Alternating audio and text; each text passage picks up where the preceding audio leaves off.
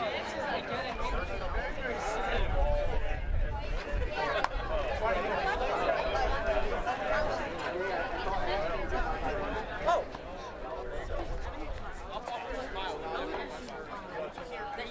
State College, featuring Mepham Pirates and East Meadow Jets. I'm Rocco Law, here in the booth alongside Billy Kendall.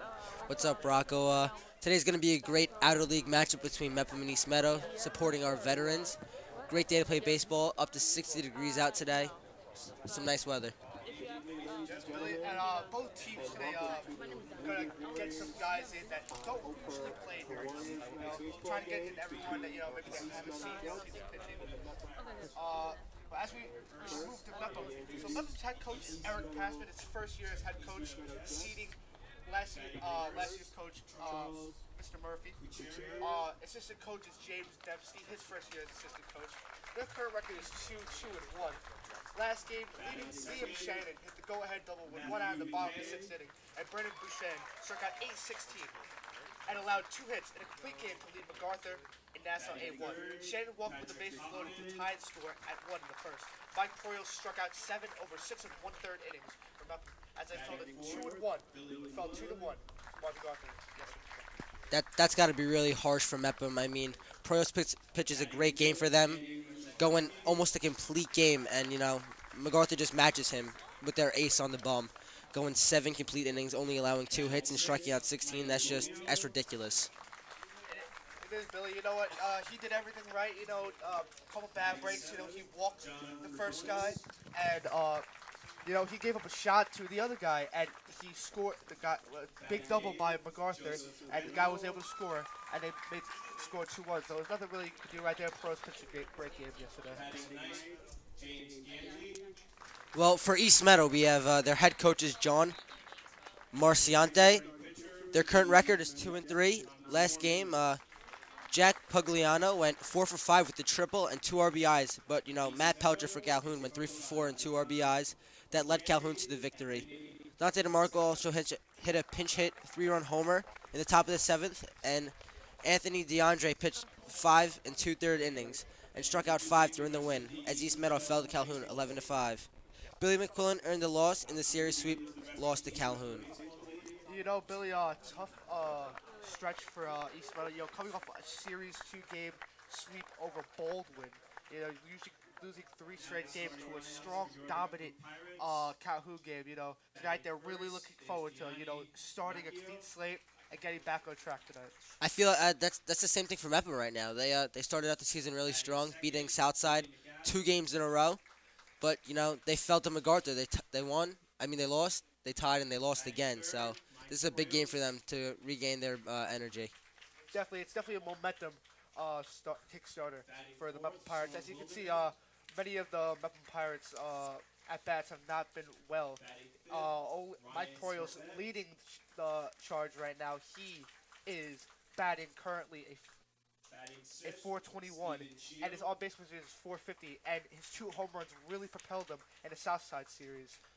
A lot of their hitters, they're having good at bats, but they just can't get the job done when runners are in scoring position.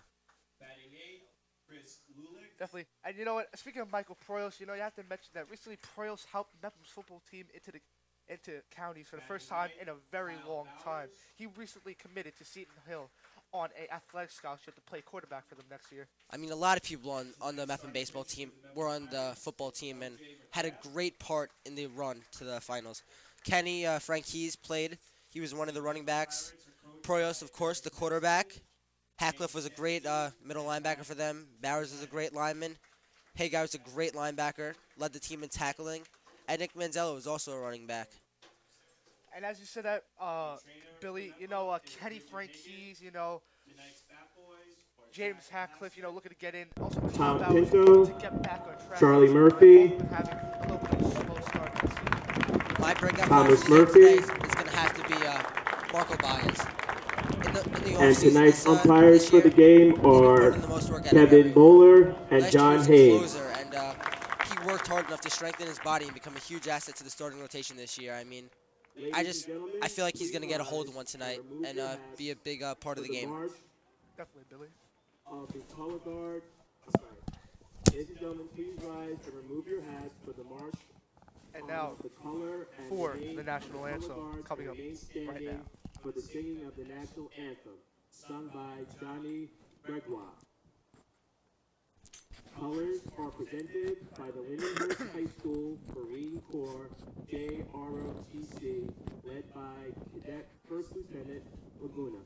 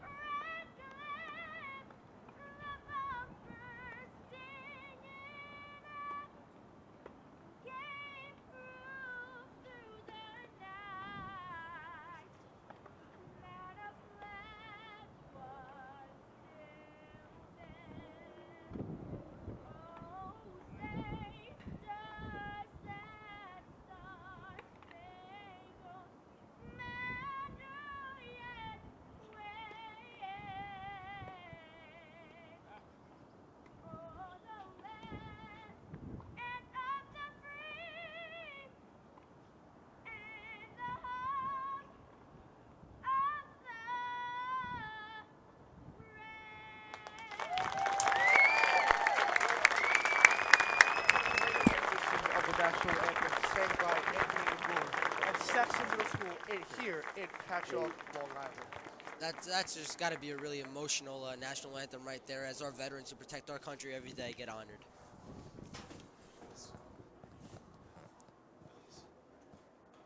Indeed, Billy.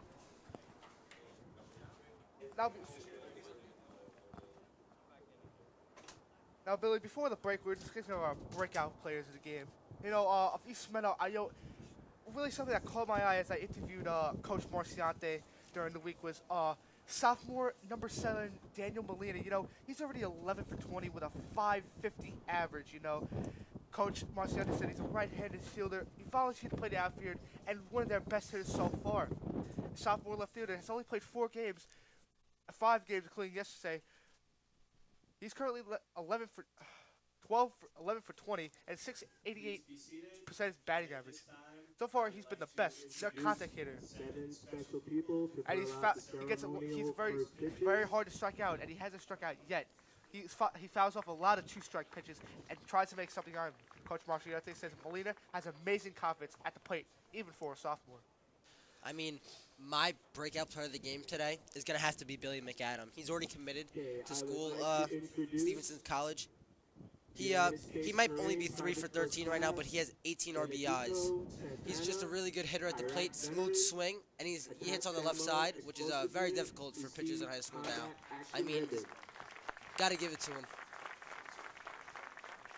You do, Billy, and you know they almost gave him quite a scare this week. You know, Billy during practice got hit with a very hard ground ball in the nose and had to go see a medical assistant. Served the tour of Iraq, Pirates, the a third big scare. infantry He's a very division. impactful player to that lineup.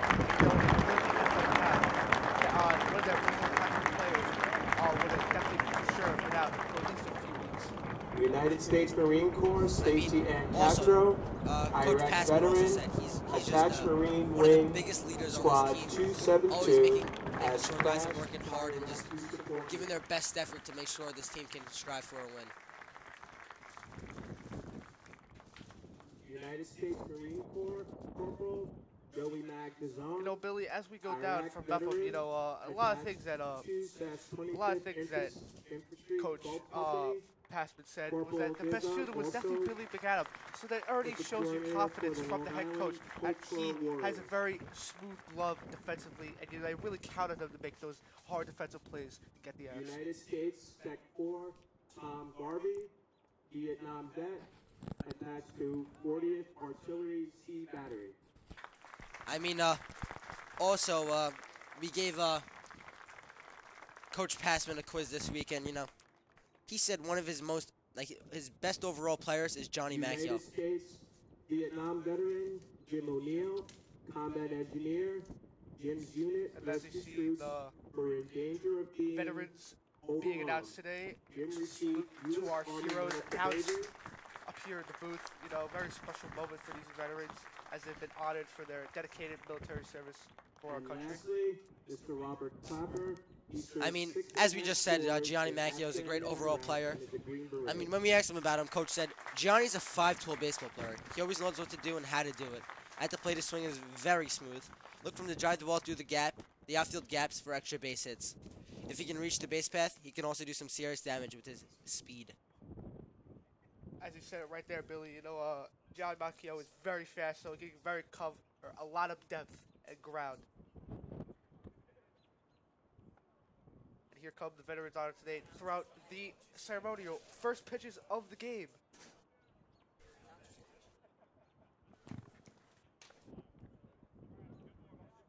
To catch the first pitch, we have number 4, John Griones. He is a senior catcher, great at blocking balls in the dirt, and excellent at bunt plays. Right there was Billy Begatum right there for Mepham. Now number 3, catching one of the first pitches, Tyler Patterson is a junior, always working hard, never going half speed. All right, here is Mike Proyos. You know, he's really gotten off to a hot start with those 2 home runs in the Southside Series. And he's been pitching very well as of recently, striking out 6 in over 5 1/3 over his MacArthur loss yesterday. The tough MacArthur And there you go. Number 20 for East Meadow catching another first pitch. And tonight, starter from Mepham, Stephen Scheel, as he will get the start. Number 2, Edison Molina catches the first pitch. There you go. That's a great one, strike. Great throws from these veterans. Definitely has to be a very special moment for these veterans right now. But, you know, as you see, a lot of these veterans very humble to be part of such a great experience right now.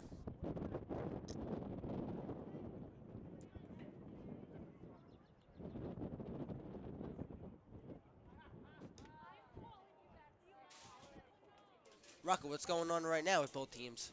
You know, Billy, looks like both teams want to get some sort of picture going on right now, you know, between both of the teams, including the veterans. You know, it's a very special night for all of them. You know, deserves to be honored like this. Coach Passman looks like he's giving a speech to both teams about, you know, how you have to be sportsmanlike. It's got to have a great time tonight.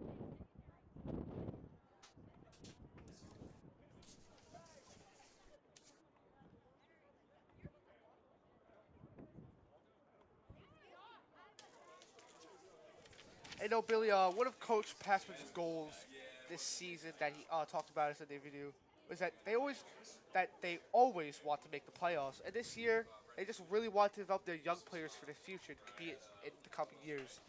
Rocco, who are some of those young players that Coach Passman is really talking about that can help the team next year and in the future?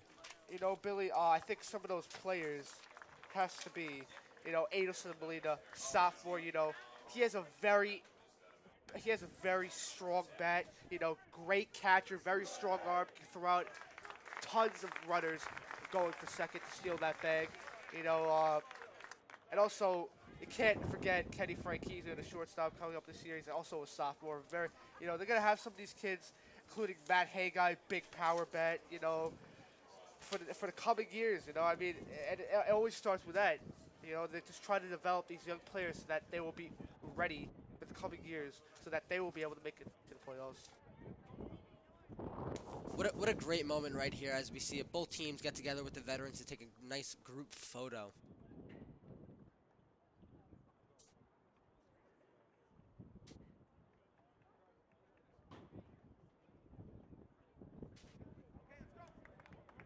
It looks like we're just about ready to start the game.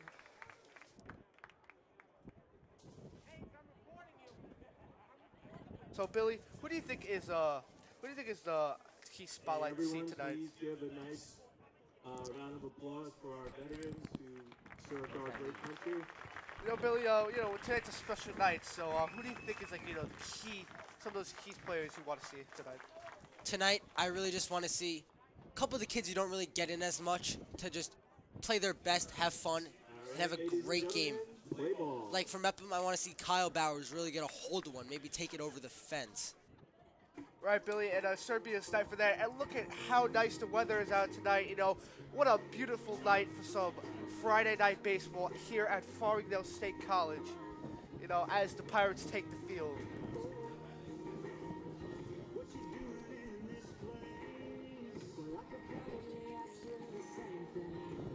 It looks like LJ McGrath is ready to start his warm-up pitches. As we talked to Coach Passman before the game, and he told us that LJ McGrath, he doesn't really rely on the fastball. He really works with the off-speed pitches, the breaking balls that really get the hitters, with all two pitches. Like the slider is very good, also the curveball. But don't look for many fastballs. But he will get you fooled if you swing and miss on the slider and the curveball. What I feel LJ really needs to do tonight is get ahead in the count. If he wants to dominate these pitchers, these hitters with his off-speed stuff, he's going to have to get ahead and make them work in the count.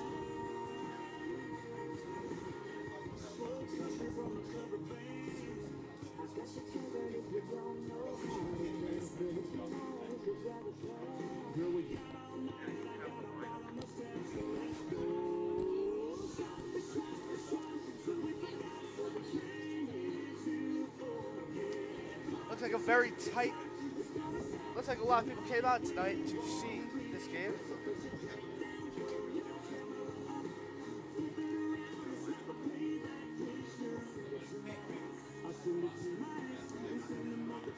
Billy, here comes the throwdown, and you know what? We are just about ready to get underway of 2018 Salute to Our Hero Night here at Farmingdale State College. The lineup for East Meadow tonight. Now batting for East Meadow, number 13, Charlie Cucciaro. Batting for East Meadow right now, number 13, Cucciaro. Shields ready. Cucciaro is ready. And the first pitch is low outside for call ball one. Rocco, as we saw already, LJ's already trying to work in his off-speed stuff, throwing the slider outside. Charlie Cucciaro, his batting average of the season is .294. Having a very productive season for the East Meadow Jets. Already has 3 RBIs as a sophomore.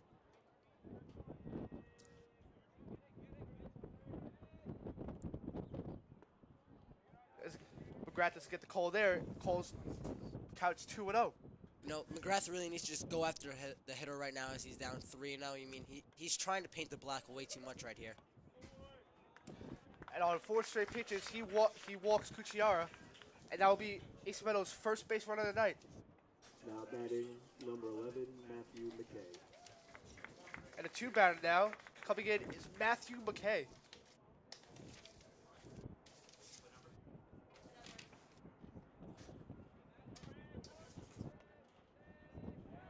McGrath checks the runner at first.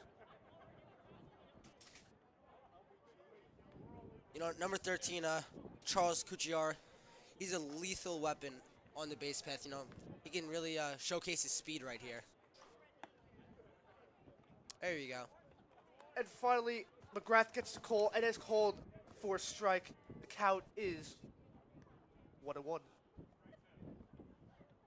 Matthew McKay is having a very productive season at the plate. You know, he already has a .314 average, 8 RBIs already.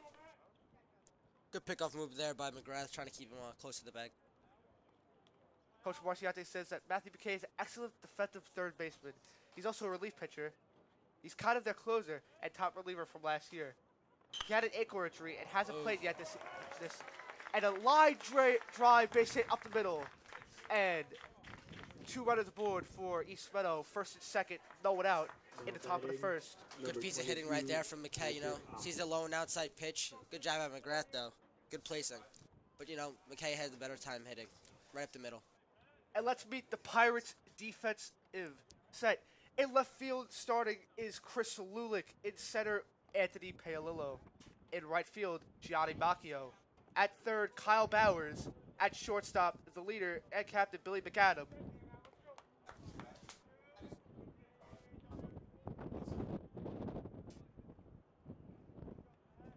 And here's Patrick Hoffman, already having a batting average of .211 and 3 RBIs this year so far.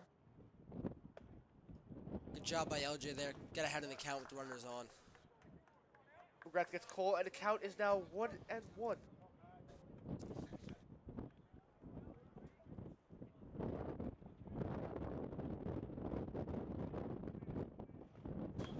Ooh. What a Patrick Hoffman tries to line it. Couldn't get it that time as he lines it foul. McGrath getting ahead of the count right now. The count's now 0-2 in his favor. Now Billy, on this pitch, does he try to work down the way with his slider, or does he try to go over the top and just try to stick it in with his curveball? You know, I mean, since McGrath is a right-hand pitcher, I'm really thinking he's gonna throw a slider low and into this guy right here.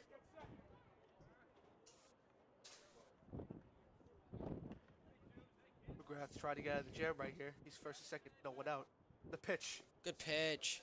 Ooh, does not get the swing. Good pitch right there, low and outside. The count is 2-2.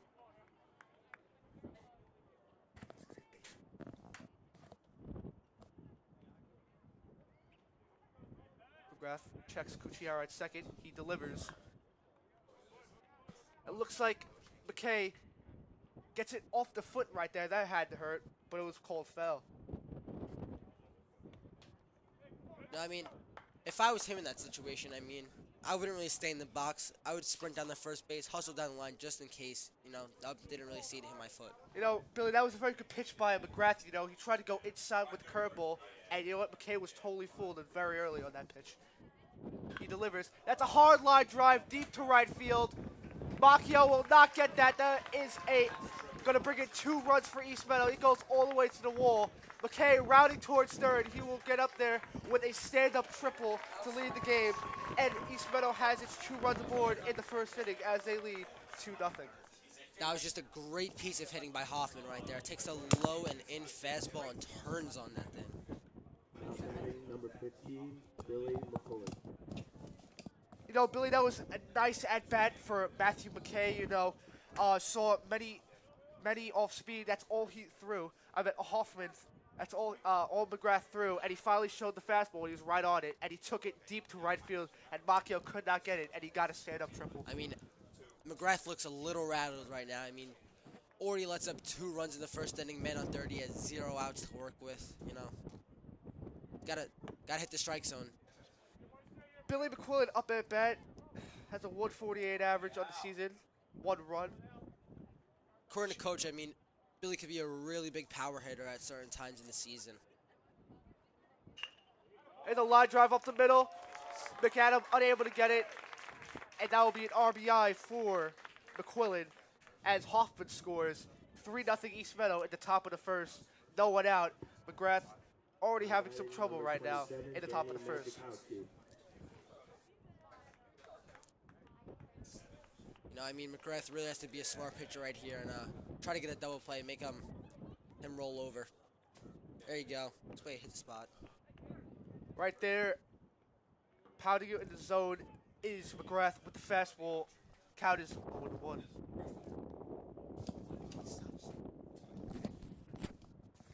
He delivers inside. Count is 1-1. You know, Billy, McGrath has been throwing his off-speed pitches very decently right now, but, you know, showing the fastball to these East Meadow hitters, you know, they've been on it, and, you know, they have not missed.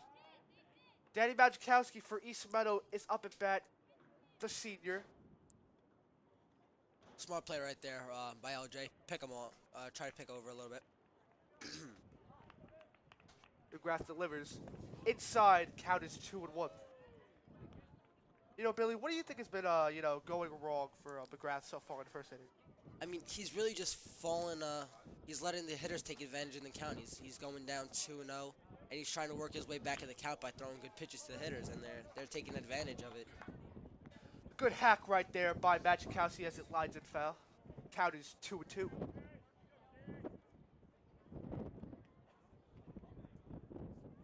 This is where LJ needs to be smart right here and go with the pitch that, you know. Probably going to go with a slider down the way, but we'll see. Oh, good call, Rocco, right there. Oh. Oh. McAdam almost had double play, but right through the hands. That will be an error for Billy McAdam. And now, no one out for East Meadow as they're already threatening at the top of the first. They now again have runners on first and second in scoring position. Now up at bat, number 14, Michael Romeo. As you saw right there, though, Rocco, McAdam really just tried to rush that play too much. He was looking at first base before the ball was even in his glove. You know, has to stay with it if you should have stayed with it with that play. Should have stayed all the way through the ball. McGrath delivers. Gets called outside strike for strike one. Michael Romeo 4. East Meadow has only had a couple of bats, but already 1,000 batting average percentage on the season. Very good so far. 1 RBI. McGrath delivers to the plate. He lines at the Billiam again. He goes to second. On to first. Can he get the double? He won't get the double. They do get one out, and now first and third as Romeo gets into a fielder's choice. Now batting, number 4, John Gordonis. As you see right there, the catcher is giving some signs to his infielders for first and third play. If one of the runners on first tries to steal the second, you know, maybe the infield can do a little magic to get another out for McGrath. So first and third right now for East Meadow. McGrath still trying to get out of jib. Up is Gordonis. Low outside fastball. Count is 1-0.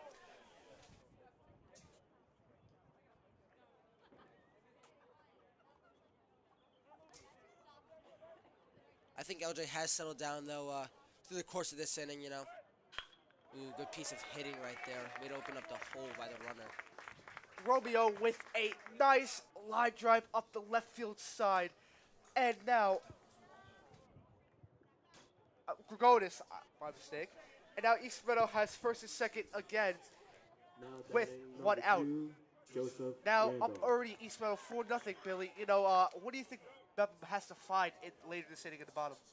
You know, I think Mepham just needs to get out of this inning, get in the dugout, and they got to match him with the bat, too. I mean, Mepham has to hit well tonight in order to beat this East Meadow team that's already on fire with the bats. Called low outside strike one for a fastball. Joseph Randolph for East Meadow already has 2 runs this season, 0 for 3. McGrath deals another strike. That will be 0-2. McGrath ahead. The thing is that can he get ahead and strike out so that Mepham may have a chance in the later part of this inning? Randolph dug himself into a hole there, looking at 2 strikes in a row. You know, not really the best decision. As a slow chopper up the middle, Will. He's safe. Ooh. And Randolph without hustling on that play. Ooh, Randolph did not like that call, and now East Meadow has 2 outs with first and third. My bad, folks, for the call right there. Now Thought he batting was number safe. 6, James Ganji. James Ganji up at the plate. Second and third, East Meadow trying to threaten once more. Already up 4-0 in the top of the first.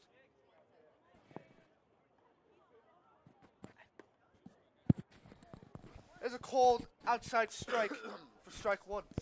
James Ganji up at the plate. Senior. McGrath delivers. Swing and a miss, 0-2. McGrath really getting into a groove right now, you know, as we see. Getting his last 4 or 5 hitters, he didn't really swing at the pitches that he wants to throw, and really not getting a good piece on it. McGrath goes with the outside fastball again, but fouls it out on top of the Mepham dugout. Watch out.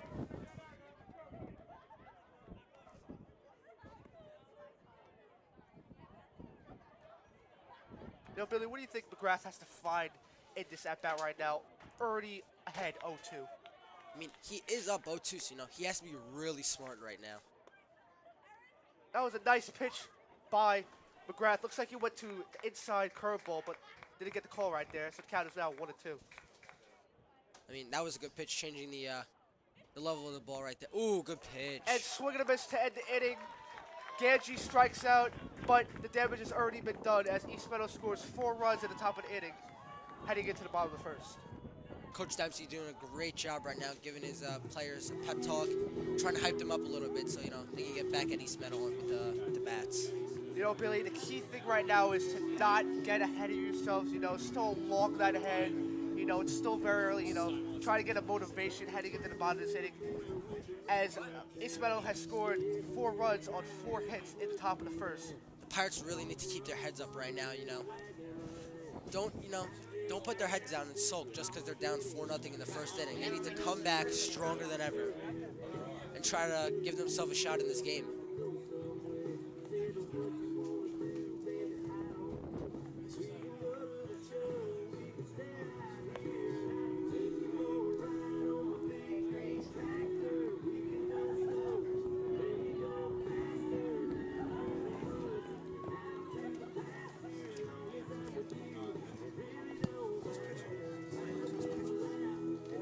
On the bump today for East Meadow, they have Thomas Gorman.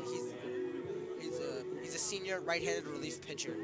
But, you know, today it's his big day. He's finally being called into the starting rotation. You know, trying to shut down these Mepham Pirates. You know, as you can tell, Billy, Gorman likes to use the fastball, so you know we'll see how that translates into these upcoming at-bats. His delivery tonight is looking really smooth, using a lot of that power off his back leg.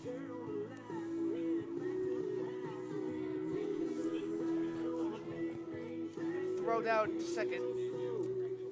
As we begin the bottom of the first, back at Farmingdale. Now let's meet the Jets defense. In left field, James Ganji gets the start.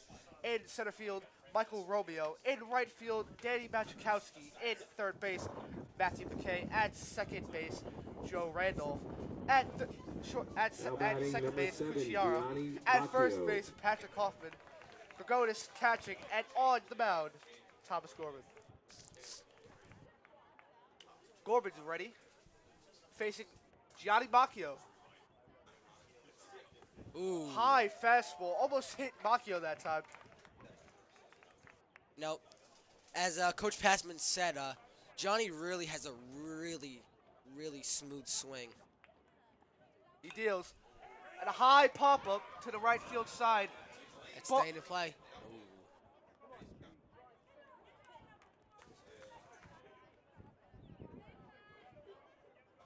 Both the first baseman and catcher tried to get it that time. Couldn't get it to go.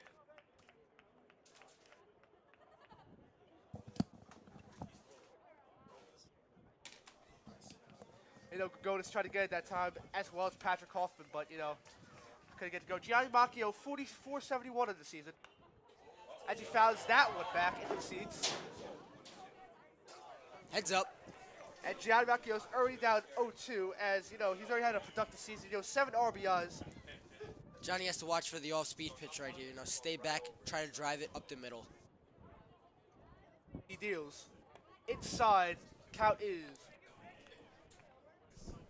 2-2.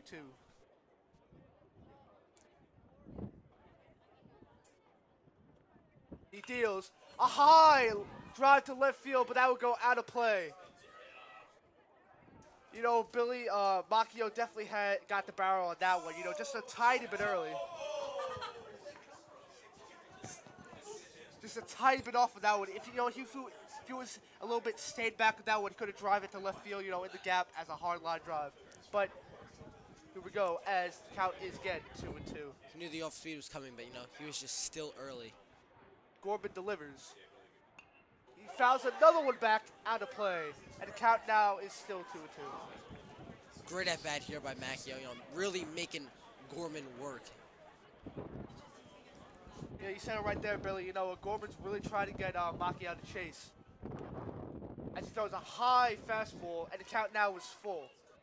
Wow, this kid has really, really good plate discipline, not chasing anything out of the zone. Gorman delivers. High drive to left field, and that will drop in for a base hit as Mepham is on the board on the hit column. Macchio with a leadoff single to left field. Really, really good bat right there, At least an 8-pitch at bat. Finally, pulls the ball right down the line for a base hit.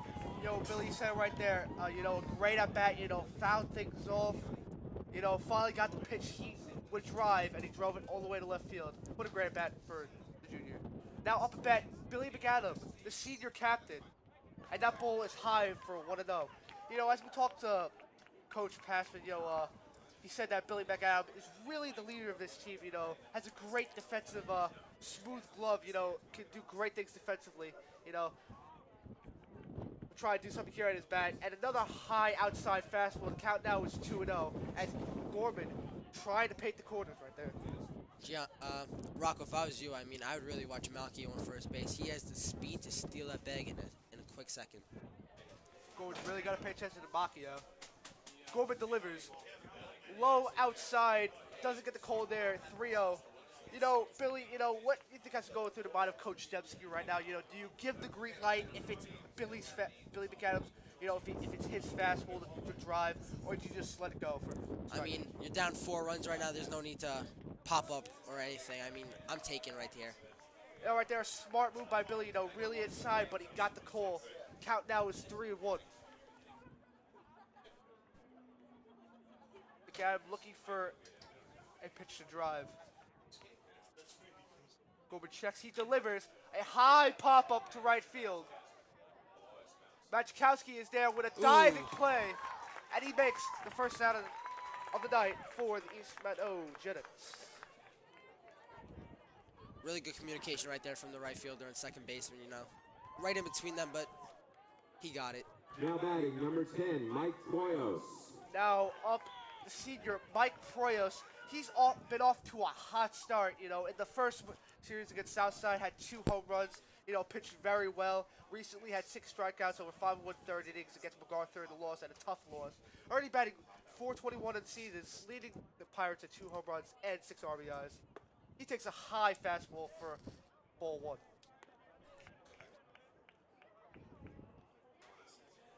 Proyos, one of the power hitters on this team. A deep threat, can really drive the ball. Gorman sets, he delivers. A high pop again. He must have got that on the inside part of the bat, not where he wanted it.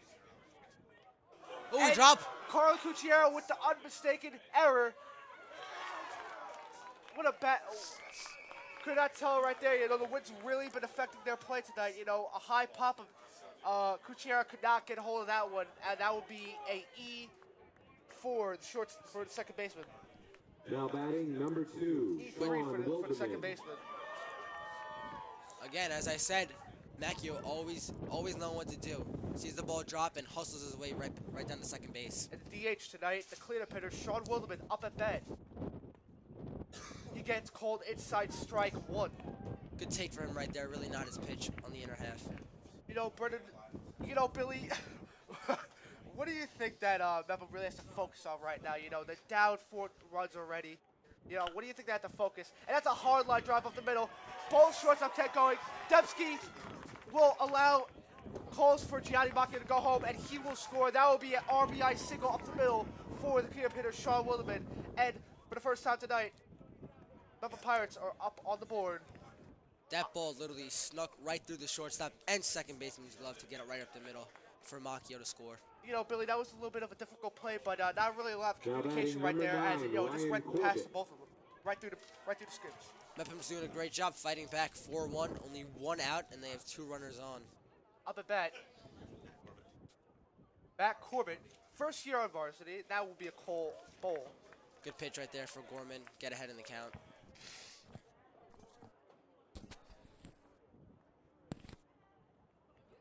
Gorman checks Proyos at second. Ooh. Corbett with a swing and a miss. That was his pitch right there. Just missed it. Swung a little bit right below the ball. Try to get the lower half. You know, Billy really has to, focus on tonight.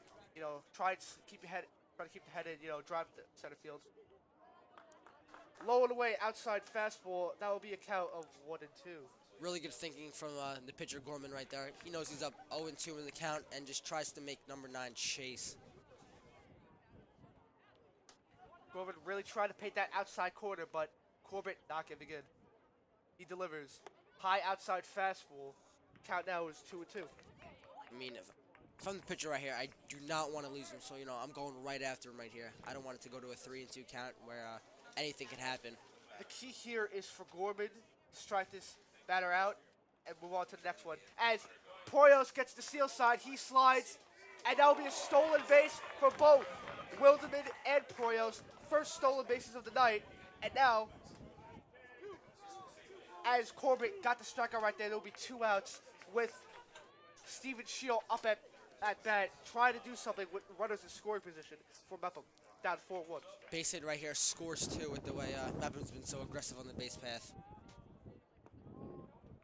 And that'll be number a ball 19, Steven Shield at the plate.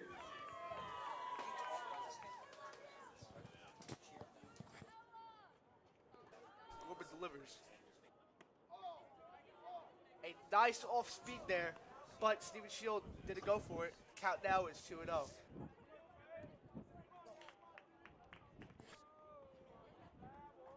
Gorman delivers. Low outside, count now is 3-0. Billy, does Dembski, again, does he give Shield the green light on 3-0, or does he wait for his pitch? I mean, if I'm him, right now, I am going green light here because, 3-0. Ooh, does not give him a green light. I mean, if I was him, I would swing right there because 2 runners out there for you, 3-0 count, the fastball right down the middle is coming, and if they're down by 3 runs, got to get those 2 runners home.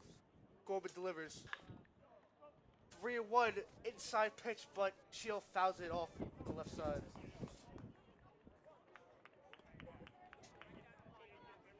Steven Shield starting catcher tonight. He is a senior. Proyos leads from third.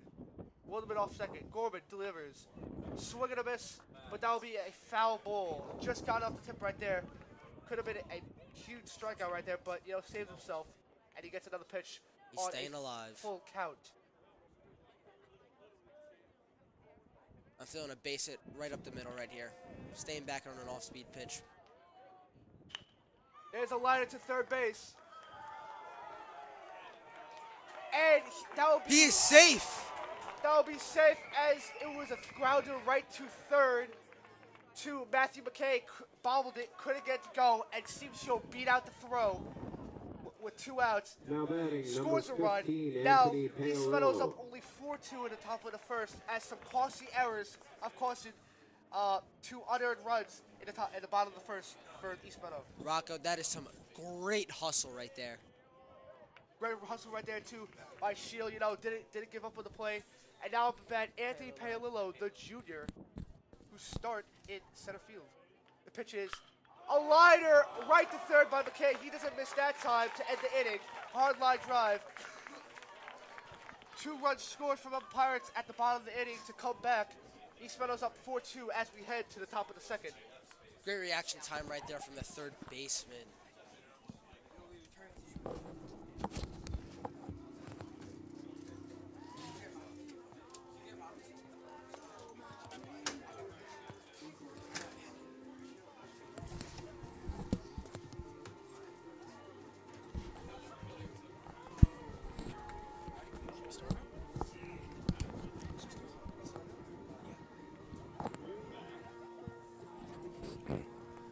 And so far, we have a really good game going on right now.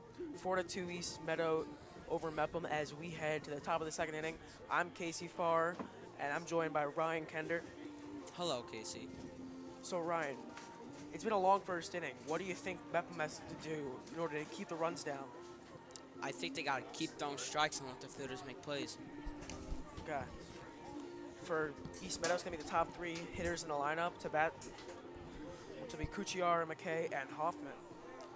Well, they already saw him once, and now maybe they can figure it out. I thought you lost the camera. First, I heard you guys lost the camera? How the hell did that happen?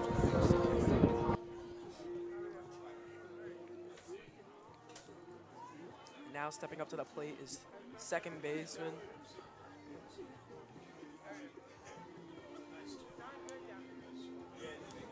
for East Meadow, as we are now going to get started in the top of the second inning. Now batting number 13, Charlie Kuchiyara. First pitch to Charlie. It's going to be called a strike on the inside corner. Good pitch right there. Kuchiyara steps back into the box. Second pitch of the at-bat now. He's going to be in the dirt, away, 1-1. Kuchiyara is a sophomore. He's 1 for 1 so far in the game, and he's got three RBIs on the season already. Now the 1-1 pitch. His hit is a line drive, and it is caught by the right fielder out there. Macchio with a great catch, and you can see his range out there. Yeah, he started going on that ball. As soon as it was hit, was able to track it down, make the nice catch for the first out of the inning. His speed helps him out there in the outfield, so he can help track down the balls. Now we're going to have Matthew McKay step up to the plate. First pitch to him. High and outside, ball 1. McKay's a junior. He's batting .314 this season. Hasn't gotten into his power yet, but he's already got 8 RBIs. Second pitch, low, ball 2.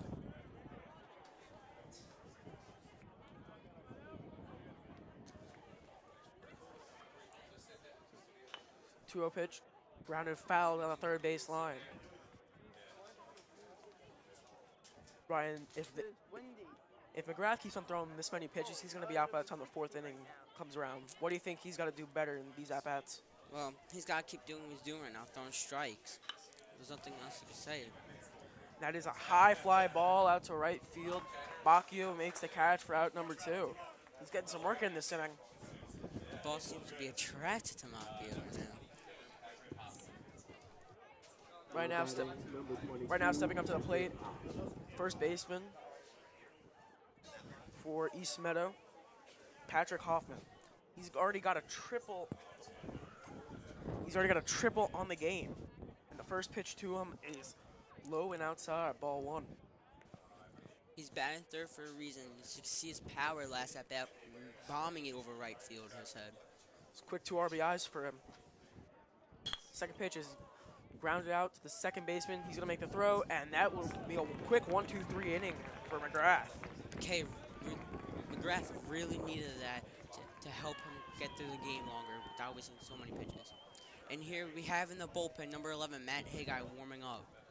A little early for him to be warming up, but we might see some action from him later in this game.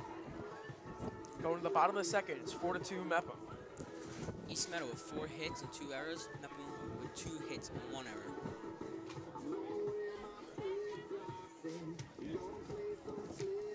Would like to welcome former varsity head coach Bill Murphy to the game tonight. Coach Murphy. Casey, what do you think Mepham has to do in order to tie this game? I mean, they've been getting the ball in play. East Meadow already got 2 errors in the first inning. They just got to keep on putting the pressure on. Eventually, the ball's. I agree with you right there. It's like, keep hitting the ball, things will happen. Could be good, could be bad. Eventually, you're going to find a seam. And now we're going to be joined by a special guest, the Mepham Pirates' very own principal, Mr. Gomez. Mr. Gomez is new here. It's his first year as Mepham High School's principal, coming out of Calhoun.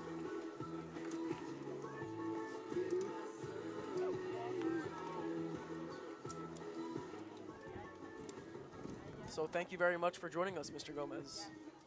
Now batting number 6, Chris Lewis. It's good. How do you think the game's gone so far?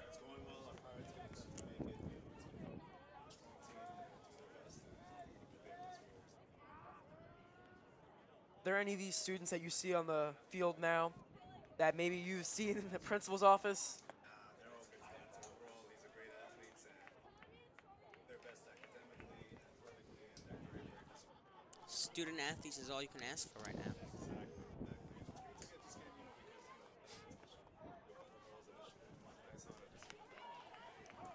A lot of crowds in the stands. Are you excited that many people come out to show their support from the Mepham Pirates? Pirates are one of the best teams in Nassau County, and seeing the support here makes me feel very proud to be here. Now let's live up to the height as Lulick hits a base hit over second base into center field. That puts a time run at the plate, even though it's only the bottom of the second inning. Now batting number 36, Kyle Bowers. So, Mr. Gomez, if you see these players on the field and you know that in the future you're going to have more players on the field, does it get harder to kind of realize what you're dealing with, like student athlete wise? I think, as they come from JV and some middle schools, they know what required from the sports overall. And the years they've been on the field as well as Okay. Up to bat right now is number 36, Kyle Bowers. He's a 3-sport athlete, but he's also playing football and baseball. He's going to UConn in the fall. He's a dedicated athlete because of his size. If he gets hold of a pitch, he can drive it long distances. And speaking of going to UConn, Mr. Gomez, have you been able to see these student athletes being able to move on to the next level? absolutely. Some of them go to D1, D2, and D3 schools and continue to do very well at the collegiate level. It's a lot harder, a lot more pressure. Very pleasant to see. And these players will go on and play the rest of their careers. And that was our special guest, the Mepham High School principal, Mr. Gomez. Thank you for joining us.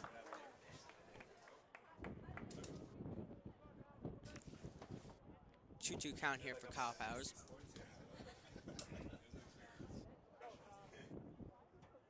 If I'm him, I'm looking for a fastball up in the zone, maybe something he could hit. Ball outside. Now that brings the count to a full count. Most likely that the runner on first will be in motion. Bowers is going to be looking to hit right now. So you know he should be getting a strike right now. Bowers is always looking to hit. And he's going to hit a foul ball. Almost landed in the booth that we're in right now. There's been a lot of foul balls coming over the screen so far in this game. Maybe we should watch that.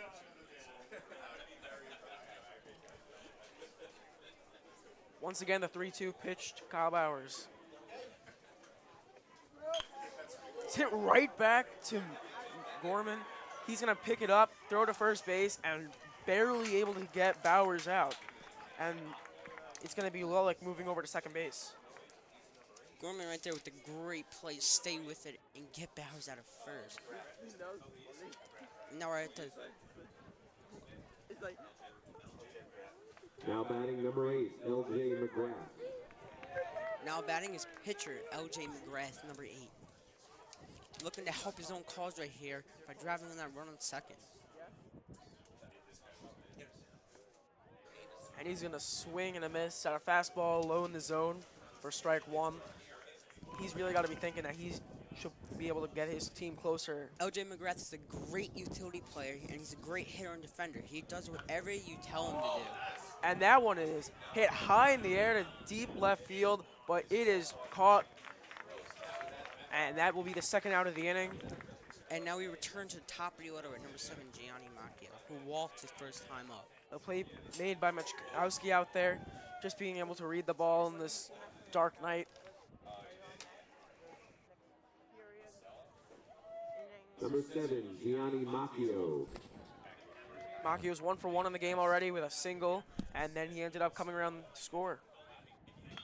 And he's just going to take the first pitch, line it into left field. Densky's setting Paolo around home, and it's cut off, and Paolo scores to make it a 4-3 game.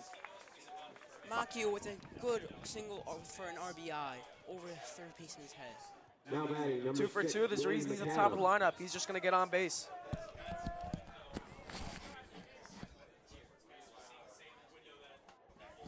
Now stepping up for Mepham is Billy McAdam. Senior 0 for 1, popped it up in his first at-bat of the game.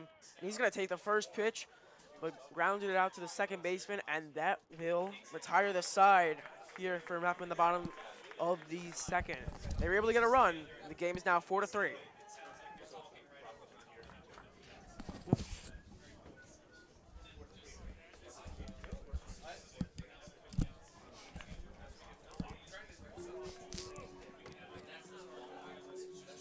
Hello, Casey.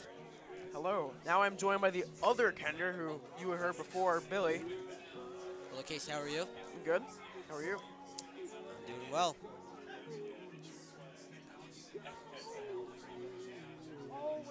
It's a 4-3 game. There's been a lot of offense so far. Billy, what do you think that Matt Haggai, who's now come on the mound, is going to have to do to limit the damage done? I mean, Haggai really has to get ahead of the count for me. These East Meadow kids are really hitting the ball. If you fall behind the count 3-0, really taking advantage of fastballs that are on the plate, and they can really drive through the gaps. You know, Billy, really huge inning for the Mepham Pirates right there. You know, getting one back, you know, only down by 1 as we head into the top of the third. What do you think has to, you know, set the tone for Matt Haggai coming to pitch, you know, to limit these East Meadow runs that they produce so early? I mean, I think he just has to pound the zone, to be honest. I mean, the off-speed pitches haven't really been working tonight. I mean, Matt just has to pound the zone, get the calls from the umpires.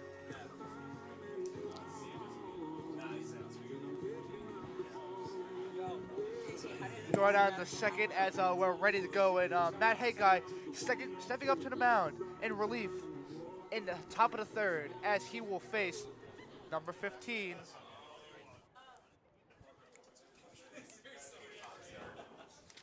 Now batting, number 15, Billy McQuillan. Billy McQuillan.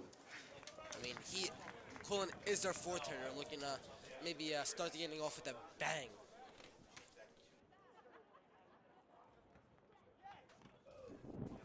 Now will be a called ball 1. Earlier in the game, in the top of the first, Billy McQuillan had a base hit up the middle to drive in his RBI of the night.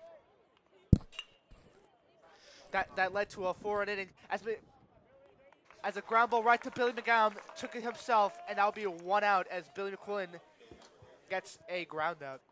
I mean, as you saw in that play, McAdam has great range and great footwork. Now batting, He gets all the way up the 27, middle Danny and flips his Machkowski. hips and chucks the ball at the first base. That's some great footwork. That takes a lot of practice. And up Danny Machkowski.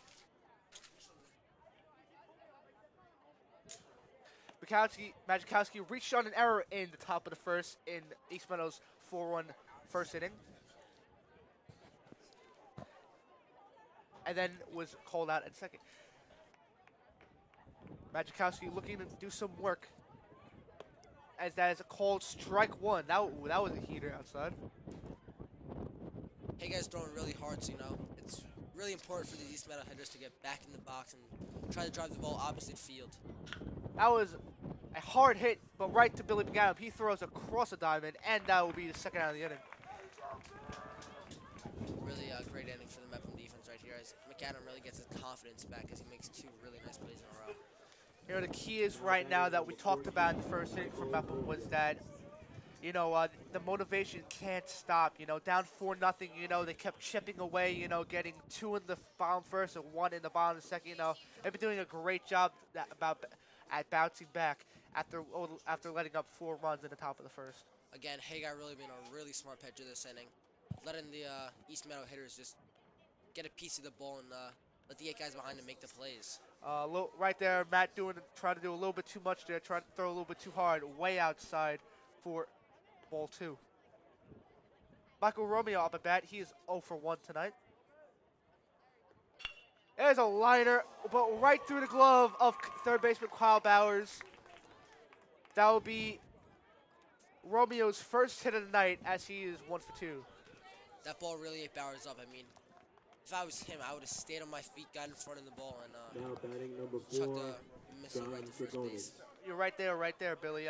He went to the left, and he didn't get the glove down enough. Was a little bit up with it. And it just sank down right through the glove. Up at bat, John Gregonis. Wide ball all the way to the backstop. Shield races after it as Romeo rounded second. That was again right there, Matt. Hey, guy, still trying to do too much with his fastball, throwing it away. Really important for catchers to get in front of the ball if it's in the dirt, because the backstops at these big fields are ginormous. I mean, a pass ball for a runner on first can get them all the way to third. Earlier, Gregonis had a single that drove in 1 run. Count is 2-0 with 2 outs in the top of the third. Matt Haggai trying to bounce back. Cold ball 3 in the dirt. Billy, what do you think Madison did to come back right now? I mean, he's down in the count 3-0. He does have a base to give here, so yeah, that's really smart by him. He does have a base to give, so there's no need to give him anything to hit. And you can see right there that Matt, not really getting the full extension on that fastball and a little bit short in the dirt. Proyo's a veteran of high school baseball, being really smart here, giving Matt a break, trying to get his confidence back.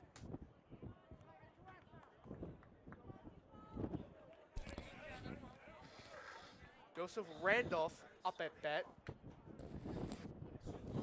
Earlier, Randolph grounded out to McAdam. Way to get ahead right there by Hagar. Up and out.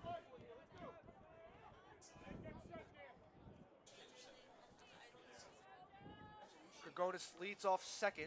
Matt checks him. Good And there's pace a on that. hard right line drive all the way to right field, but Macchio right there to catch it as we end the top of the third, heading into the bottom. Like we talked about Rocco before the game started, Gianni has great speed in the outfield and has a large range. Gets all the way from right field all the way down to the line to make that nice grab. Billy, you said it right. That was really a great play. Covered a lot of area. Great. He had a great track for that ball. A great track for that ball, as it was, hard to see in this night right now. Oh, no runs in that inning, but 1 left on base as we head into the bottom of the third. Mepham Pirates doing a really great job today. They fall down by 4 runs in the first inning and come back right away. Allow 0 runs in the past 2, and the bats are heating up for them. Two runs in 1. I mean, only down 1 by right now. Back in the game. And it looks like East Meadow will go to their own new relief pitcher as James Randolph, the senior, will start at the top of the third in relief. He already has 3 strikeouts in the season.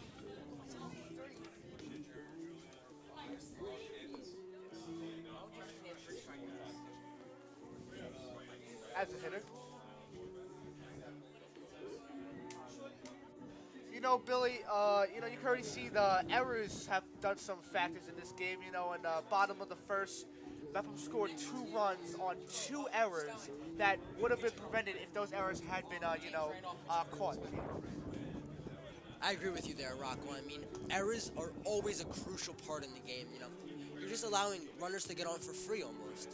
And, if a team is good enough, they always will make you pay for it. And, the runs will just keep scoring and piling on if you don't clean up your game.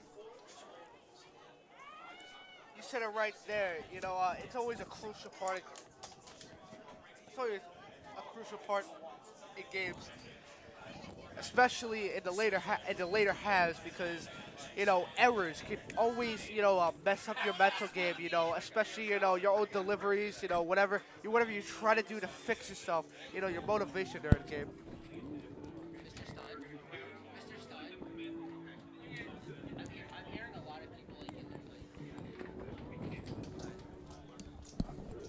Rocco, I feel the Mepham Pirates this inning are going to have a big one. And they got Proyos, who's on fire right now. Wilderman, 1-for-1 today. Nice line drive up the middle. And Corbett, who's also, he reached on an error, but it was also a great piece of hitting by him. Pulled the ball, even though it was outside. And it looks like the bottom of the third inning will be Proyos, Wilderman, and Corbett 3-4-5 in the Pirates lineup. Another reason Proyos is a great hitter, so he just uses his legs. Just look at this swing right here. Ooh. That was a nice off-speed pitch, even fooled the catcher. It was, couldn't really get to it right there. But, Proyos, is still trying to, have plate discipline, try to drive that ball to center field, as he usually does. I really want to see Proyos get a hold of one here, He already has 2 home runs of the season, displaying his power only in 5 games, so it wouldn't really be a shocker to me if he did get one out of the park. He delivers. Ooh. A liner up the middle, as I said right there. Billy, Proyos finally got his pitch and drove that liner up the middle to center field. What a great hit right there. I agree with you, Rocco, right there. Great piece of hitting. Low and away. He steps into it right up the middle. Exactly what you want to do there. Great plate discipline. And the cleanup hitter, Sean Wilderman, is up at bat. Trying to do some damage. Wilderman had a base hit up the middle in the bottom of the first and had an RBI and also stole second. That was a way outside fastball delivered by Randolph. Proyos during the Mepham football playoff run was a really mobile quarterback, so I wouldn't be shocked if he displays his speed here, trying to steal a bag. Let's see if Dempsey gives him the steal sign. He does. Oh, but it was a delayed steal. It looks like he wasn't really going that time. Just trying to fool Grigonis back there. I don't really think it was a delayed steal, Rock. I don't think Proyos got the jump he really wanted. A smart move by Proyos, that trying to do damage, as they have runners in scoring position. Randolph delivers. Great off-speed pitch right there. Wilderman checked the swing, but, he even was a little bit fooled by that one.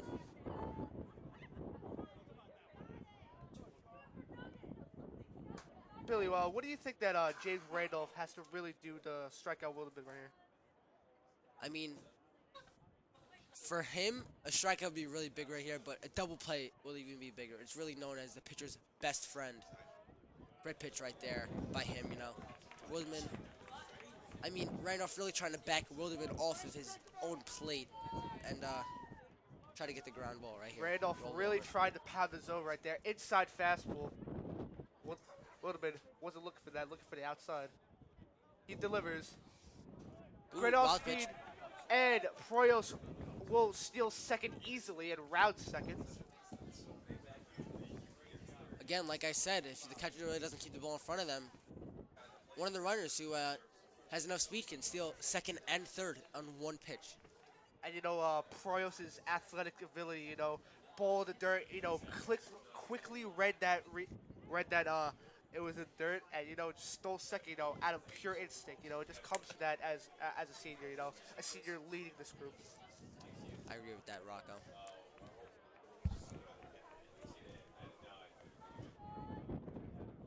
Randolph trying to get out of a jam. The count is now 3-2. He delivers. A low chopper down the right field line. Trouble for Randolph, but he fields it cleanly and throws the first for the first out of the inning.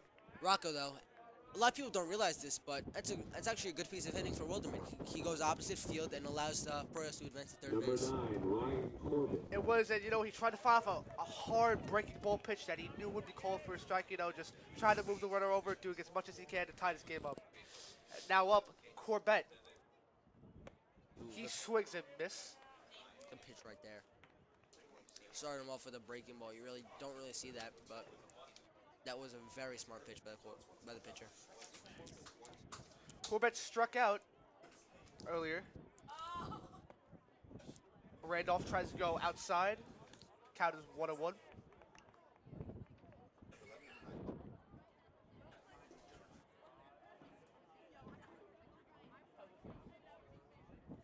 He delivers. Inside, fouled. Heads up. Out of play. Count now is 1-2.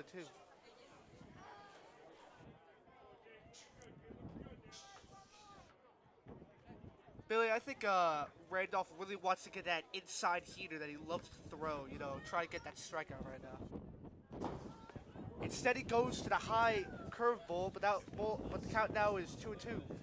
I mean, I don't really think he meant to leave that up there because, you know, if you ever leave a breaking ball upstairs, someone's eventually going to pull it and get a nice base hit off you. He has to pull that down more and get it in the dirt. Another nice piece of hitting by Corbett to lay off the outside fastball. Just tries to stay alive. Only one out here, so, you know, very important to get the tying run right here home. Let's see if Randolph tries to go with outside fastball. He delivers. And he does, but that will be called a ball 3, and now the count is full. Billy, if you're in Corbett's position, what do you think you're trying to do if you're trying to fight off this tough at-bat? Right here, I'm going after him. I mean, I can't really throw curveball and walk him. Did exactly. And a nice at-bat by Corbett as he works a walk. Mepham has runners on first and third with 1 out. In runner scoring position up at bat is Steven Shield. Let's see what Passman orders. Looks like he's giving runner on first base a couple signs. Maybe he's going to steal and Pereira's going to somewhat get home.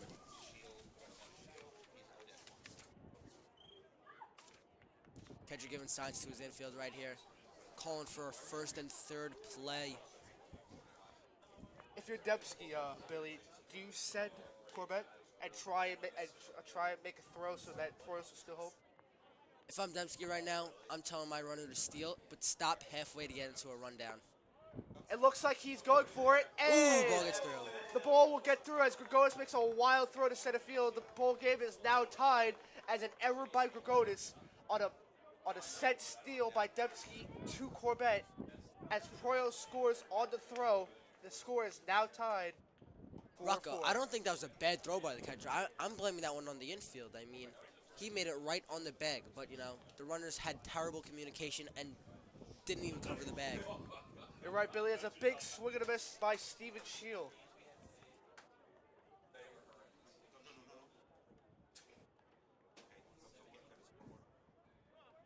With that, that is the third error of the day for East Meadow. As you've been saying, Billy, you know, East Meadow's errors are very costly right now, as that would be at least 3 unearned runs. I know, it is 4-4 somehow in the third inning, but there hasn't really been a lot of solid hits. I mean, there's been a couple, but these errors are just adding up. Randolph deals. Inside, line foul, and the count now is 1-2.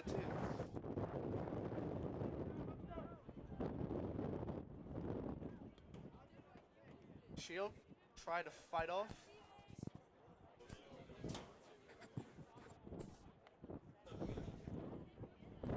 Randolph checks Corbett at second. He deals. Outside, count now is 2-2. Rocco, what are you doing right now after the pitcher? You know, Billy, if I were him, you know, he loves to throw the inside heater, and you can tell that, you know, if you want to blow it right past him, Shield has not been touching the inside fastball, so if you really want to get the striker right now, you throw it. And he tries to, but that will be a cold ball 3, and Grigonis could not find the ball right there.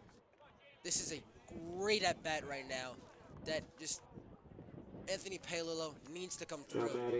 Last at-bat got a great piece of the ball, but lined it right to the third base, but nothing you can do there. Let's see if he can recover from that. Maybe a nice base it up the middle, scores 1. Previously, Palillo lined out the third to end the bottom of the first. He deals a hard line drive, and that will drop as horrible communication once again by East Meadow. The East Meadow infielders, they did not know where to go, and another bad throw by East Meadow outfield. There was very bad communication right there. Bases loaded, 1 out, and runners in scoring position for Chris Lulick, who previously had a liner to the right field gap. Rocco, right there, are you counting that as an error or just bad communication? You know what? It's very close. You know, it could be either considered a error, but you know we're calling it a base hit right now, so I'm assuming that that was at least bad communication by the middle infielders right there with Cucciara and Randolph.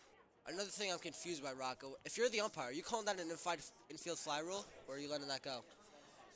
You know what, Billy? If it was caught, it's a little close to the outfield, so I think there would be some controversy, but that would be the umpire's call. A very tough call right there.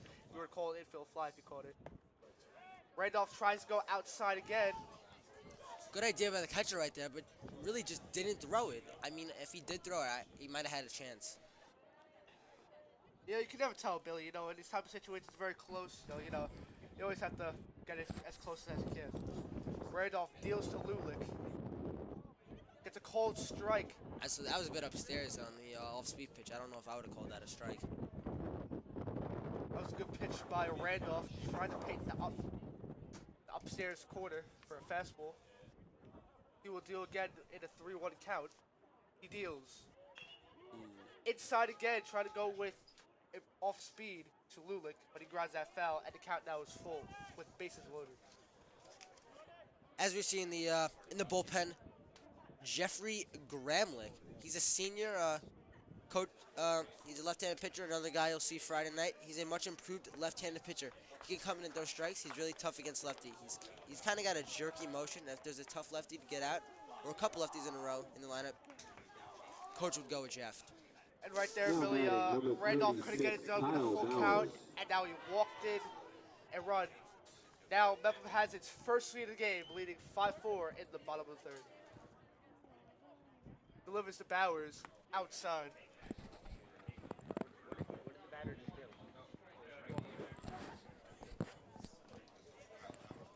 Bowers, man, big body at the plate. I think he can get a hold one right now. Randolph deals. Inside, he holds up his swing, but that would be a cold strike. Good off-speed pitch right there by Randolph. Billy, Kyle Bowers is a big batter. He can really, drive for power. You think he would go for the single or, try to go for extra bases? I think he's going for the big hit, but for me right there, is the bat small or does he just make the bat look small? It's a very different perception, perception from up here than down there. But right there, a great off-speed pitch by Randolph to get Kyle Bowers looking for the strikeout to get the second out inning. Now up at bat, that's Matt Hagar, but he grounds out the first to end the inning. At the end of the inning, there has 2 runs, 3 left on 2 hits. At the end of 3, Mepham's up 5-4. 5-4, end of the third.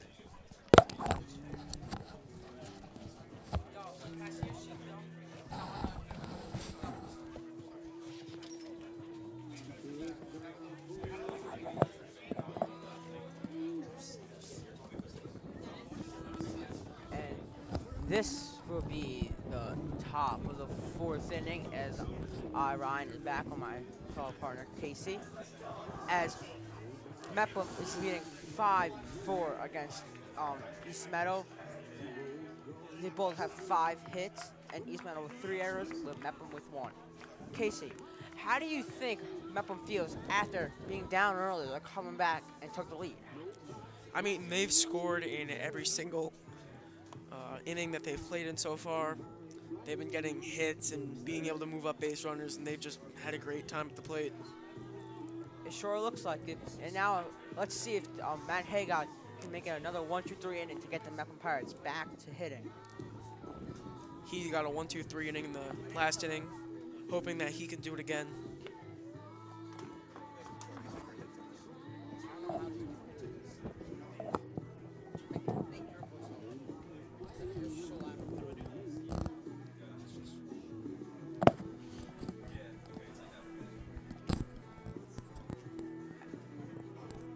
Number 6, McQuillan will lead off, playing DH. Now batting number 6, James Ganji.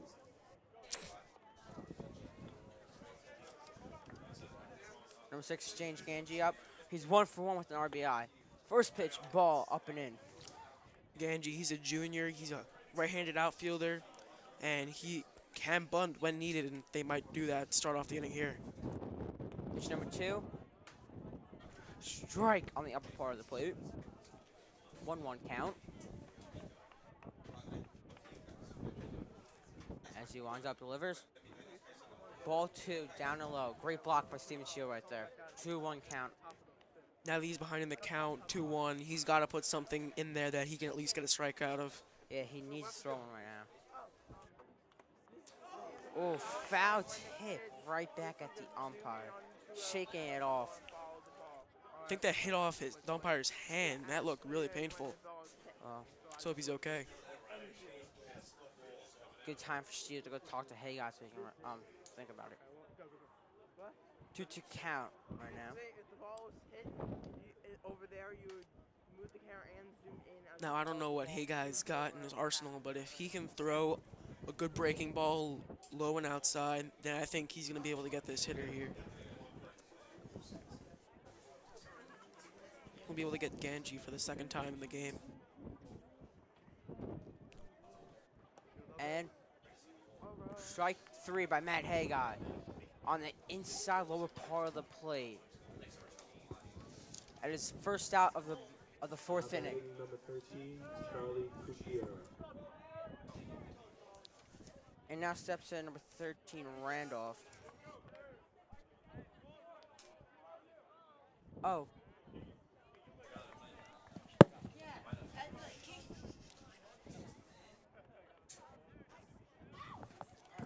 Now it's a 1-0 count to Cucchiera.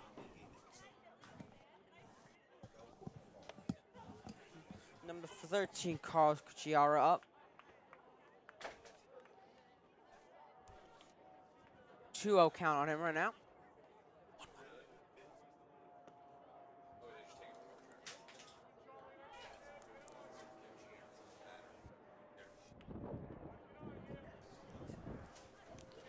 Hey, guy winds up.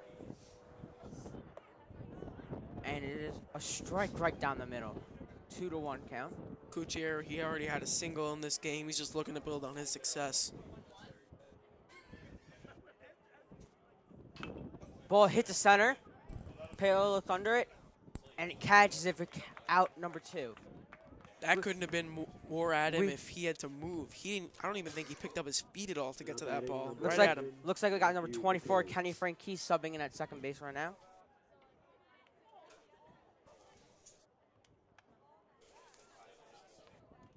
Now up, number 11, Matthew McKay, third baseman. Ball 1, up. You know, he's had a solid season so far. In the 300s batting average, he's already got 8 RBIs. He Not must something be you see every day. being a big contribution for this East Meadow Jets team. Ground ball right to Kenny Frankie, steals it, throws it to Marco Baez playing first base. Great inning from Matt Eggott to control the lead from the Mepham Pirates heading into the bottom of the 4th. Now, if McKay wasn't out in front of that, I think he would have been able to get around it and put something into the gaps But Matt, for at least an extra base hit. Matt threw the right pitch to make him ground out to second place. And that's 6 straight retired by Matt Haggai.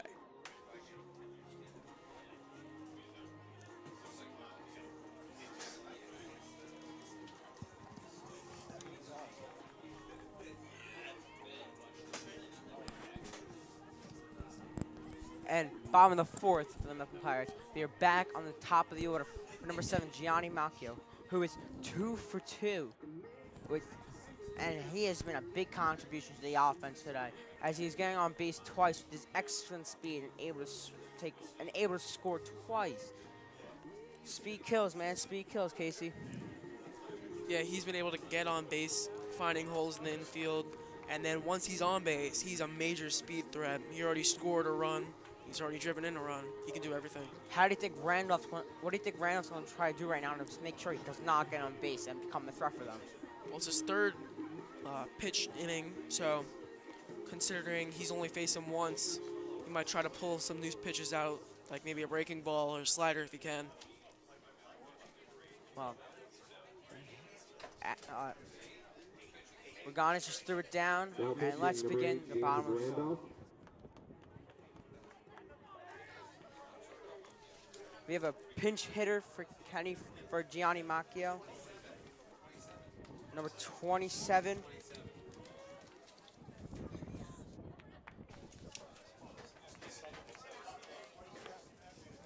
Ball one up. That looks like no, baby, I'm low. Nicholas Manzella. And he's hit in the Manziel back. got drilled with a pitch there. First got a ball, didn't like the pitch, then gets hit right square in the back. Now up, number 7, Gianni Macchio. He is 2 for 2. Gianni Macchio. Macchio's already 10 for 19 on the season, looking to bring his hot streak into this at-bat. First pitch, he hits. And it's in the gap, the right field gap. He's rounding second. Manzella's rounding third, looking to score. And he gets her in there safely. Oh, and he overthrows third. And Gianni Macchio with inside the park home run. 2 RBIs. What a day for Gianni. 3 for 3. There's just no way to stop him, Casey. No way. Now, if it was a grass field, that would have just plopped in and probably would have been a single or a double, but because this is a turf field, it just kept on going. Macchio able to go to third, and then the throw was missed, which caused him to come home, making it a 7-4 game for Mepham. What a day. Now up, number 6, Billy McAdams. He's 0 for 2 on the day, looking to get a base hit. Last Monday, during practice, bobbled it, hit him right in the nose. He was questionable, but he toughened up and wanted to play today's game. What a tough guy. Yeah, it was a tough hop that he got in practice, and he's able to overcome that. Oh, foul ball.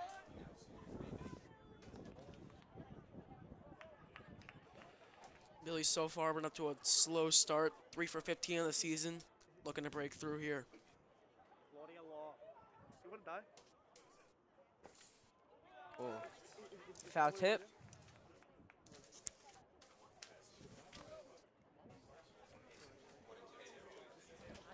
Because you're so annoying. Like, I would...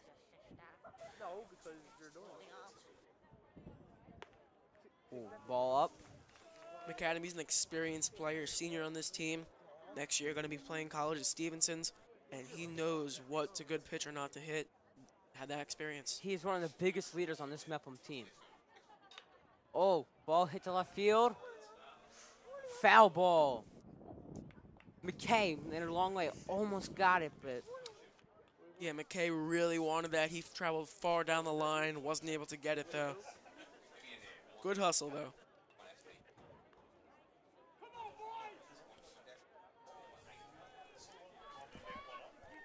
Billy's looking for a hit right now. He needs to get on base. He does not want to go today for 0 for 3, and he knows that.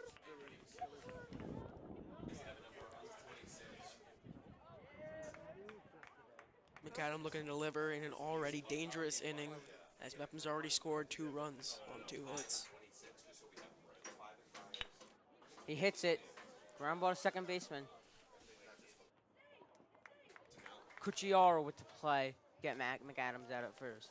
Yeah, that was a nice play by Cucciaro, able to judge the hop, make the quick, easy out to first base. Now up. Now batting, number 10. Now Mike up. Moyles. Number 10, Mike Proyos. Proyos is always a threat in this Mepham lineup, even though there's no one on base. Already has a hit today. Randolph in the windup. Call strike on the curveball. Proyos is a senior pitcher and third baseman for this year's Pirates team. He is the team's #1 pitcher. In the first game of the season against the Southside Cyclones, he had 2 home runs and also pitched lights out against them. And then now he's up and he fouls it back. And those 2 home runs that you mentioned, tied second in the league with those, maybe looking to put on some show here. He's also a multi-sport athlete as well. He's played football and basketball.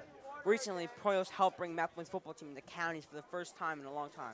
He recently committed to Seton Hill on an athletic scholarship to play QB for them next year. He must be excited to go to the college and continue his dream of playing sports. Yeah, it's a dream for any student athlete. And now we're looking for a new ball to play. Pitcher needs a new ball occasionally. Got to get the good grip on in order to throw the right pitches. And the pitch comes. Fouls it off again.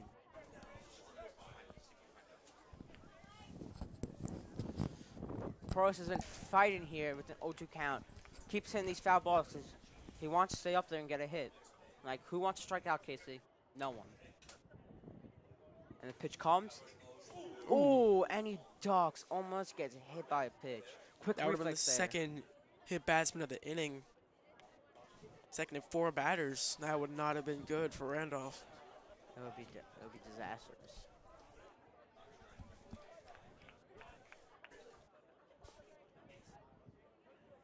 And the pitch comes. Oh, ball gets by him. Gagangis is lucky nobody's on base. That would have been a stolen base. Maybe Randolph's been two. having tough time finding the strike zone so far. He's already got 2 walks and hit batsman. Almost hit Proyos there. Now it's 2-2 in the count. Comes up and wind up. Fouls back again, man. Proyos is really fighting hard. He does not want to give up. He wants that base hit. There have been a bunch of Mepham hitters that have fouled it off the balls and unable to drive them deep into the gaps or somewhere else in the outfield. We know Proyos is looking for that right now.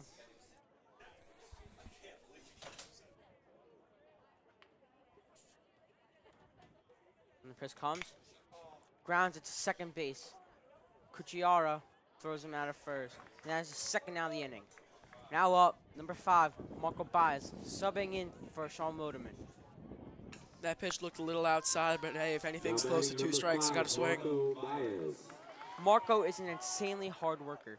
Last year, he was a closer, and he felt he could help the team even more. Marco worked hard to strengthen his body and became a huge asset to the starting rotation this year. With the strength this kid has, look for him to get a hold of one. And the pitch comes. Foul tip.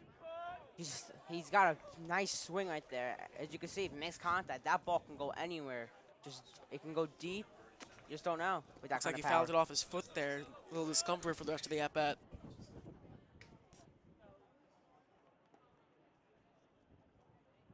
Pitch comes.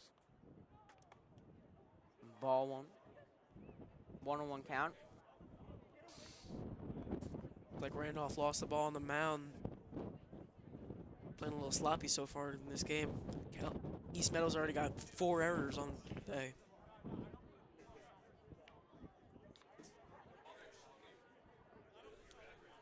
And the pitch comes. Strike 2 on the outside corner. You know, that's a really good pitch by Randolph. Baez looking for something that he's going to be able to hit with only 1 strike. Now able to make it 2 strikes and making Marco have to protect. And Randolph with the pitch. Oh, he swings in the miss, running out of first for the drop third, and he's thrown out. That's a 3rd out of the inning. We're heading to the 5th inning. Mepham leading 7-4.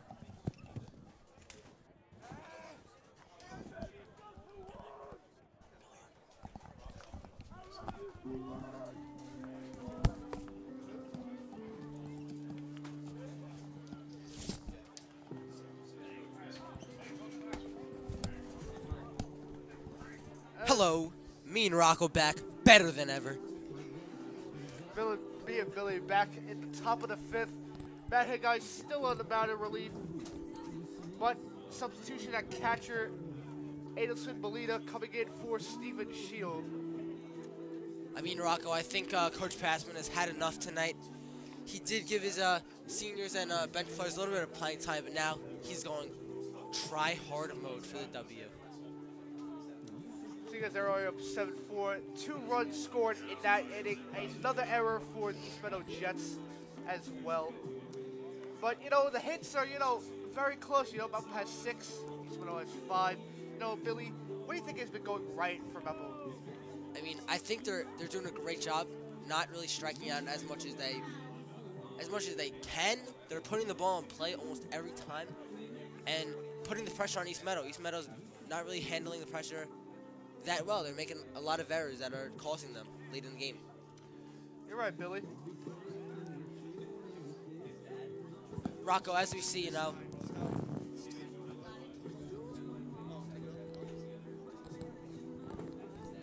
Rocco, as you see as well, Coach Passman is still letting some of his mentors get in, though. Like, look, he's taking out Proyos, putting in Marco, putting Hatcliffe at third base, allowing Anthony Paulino to come into the game, Manzella. Just coaches allowing everyone to enjoy their high school baseball career on this really fun Friday night. You're right, Billy. And I'd say that Patrick Hoffman comes up to the plate. He is 1 for 4. He is 1 for 2 on the night. Rocco, like we were talking about in the first inning, Mepham really needed to keep their heads up, and that's exactly what they did, having a great game. That is a high fly to left field. Lulick misplays that ball, and Hoffman will easily get a stand-up double. Lulick, high fly ball, couldn't really track that one. Now batting number 15, Billy McQuillan.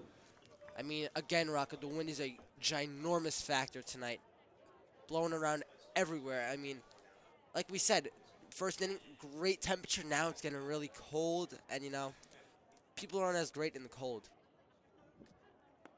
Billy McQuillan up at bat. He's 1 for 2, a single on the night, and an RBI.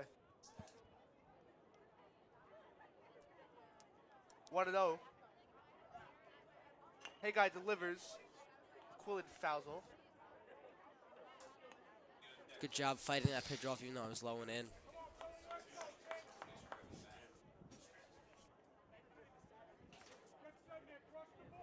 Hey guy, looking to get the first out of the inning. Already having a runner on second.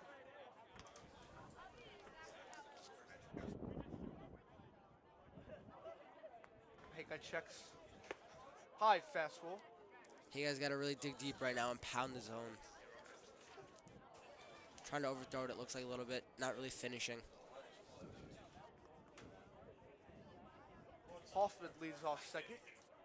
Hey guy deals. Fastball to dirt. Count now is 3-1. This is a really good time that Hoffman needs to take advantage. 3-1, looking for the fastball. Got to give it a ride. Ooh, hey guy deals outside and walks McQuillan. East Meadow in threatening position, have runners on first and second.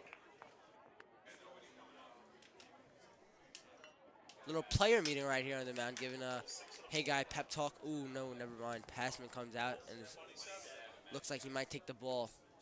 Looks like Passman come out to the mound. Seeing if hey guy still has a little bit in him to get a couple more batters. A little bit left in the tank, Rocco. What do you think? Think he's pulling them? Oh no. I think Matt has a little bit left in the tank. You know, I mean, he you know, the velocity's still there. It's just that, you know, he just has to locate his pitches. You know, he's not locating pitches very well. You know, a lot of balls, not a lot of strikes thrown. But, you know, he just has to come back, you know, first and second for East Meadow, threatening. And Tyler Patterson coming up to bat. He has 6 RBIs on the season, 222 average. You know, he's a threatening player that can, you know, get some RBI. So, hey, guy has to be careful here as he delivers outside. To be honest, Rock, I really don't think this is a good move by Coach Passman. This is hey guys, first ever pitching outing coming off his elbow injury, where you really couldn't throw the ball for over a year, and you need to take precaution of that. And a liner, as I just said, on the right field line. That'll bring around 2. Hoffman will score. McQuillan wounding third. He will stay. It is a stand-up double for Patterson, and that brings it the Mepham lead to 2. 7-5 in the top of the 5th. Haga left that ball right over the center of the plate. Great job by the hitter. Take it opposite field. Great at bat, you know, saw the straight ball coming through, you know, got the barrel to it, drive it to right field as it was in the inner half, you know, used all of his body, you know, even the lower half, you know, to drive through that ball. Up now is Sean Kennedy, the sophomore. He's 5 for 16 in the season with a .313 average. On base percentage is .421, slugging .438. OPS is .859 with 2 RBIs. He's a center fielder. He got a little frustrated that he gave up that hit last at bat. Coach Marciante says he runs the outfield well as a center fielder. He's probably their fastest runner. Patterson leads off second. Hey guy deals outside. Really good job by Molina right there, keeping the ball in front, you know. The size of this backstop is ridiculous, you know. That runner is easily scoring. Billy, it's been already in the top of the fifth, you know. Molina has had some tough balls to block, you know. He's been doing a great job. Hey guy deals inside, and that is fouled back right past over us. Right in the booth, Rocco. Come on. Make the snag.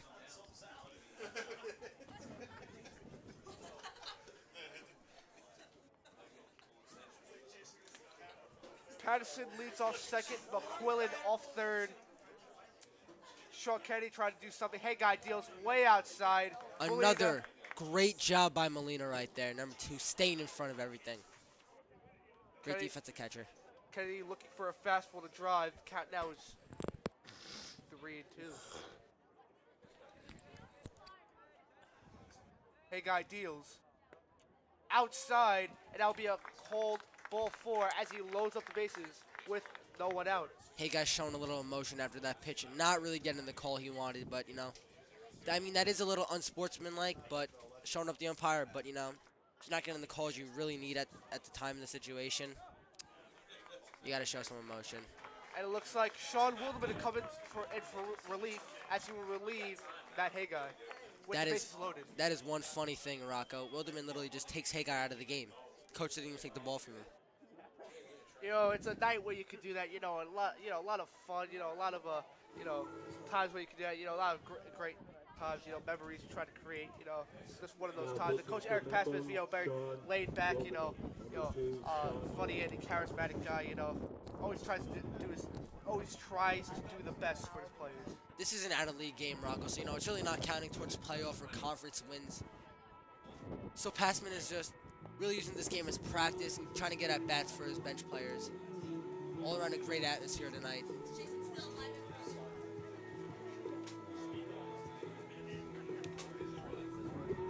Wilderman has a great arm as he's displaying right now, pounding the fastball right down the middle. Sean Wilderman on the season as a hitter is 5 for 14. His average is around 357. On base percentage is 471. Slugging 357. OPS 828. Here already has 1.2 innings pitched so far. 3 strikeouts and an ERA of 16.8 and a WHIP of 3.6. Rocco, let's get straight to it. This kid is throwing some cheddar. You're right, Billy. You know, I think he's really going to rely on his fastball and try and, you know, strike some of these East Meadow kids out, you know, try and paint the corners inside, outside, you know, get some of his calls to go his way as he comes in with bases loaded and no one out, with East Meadow threatening down 2 runs in the top of the 5th.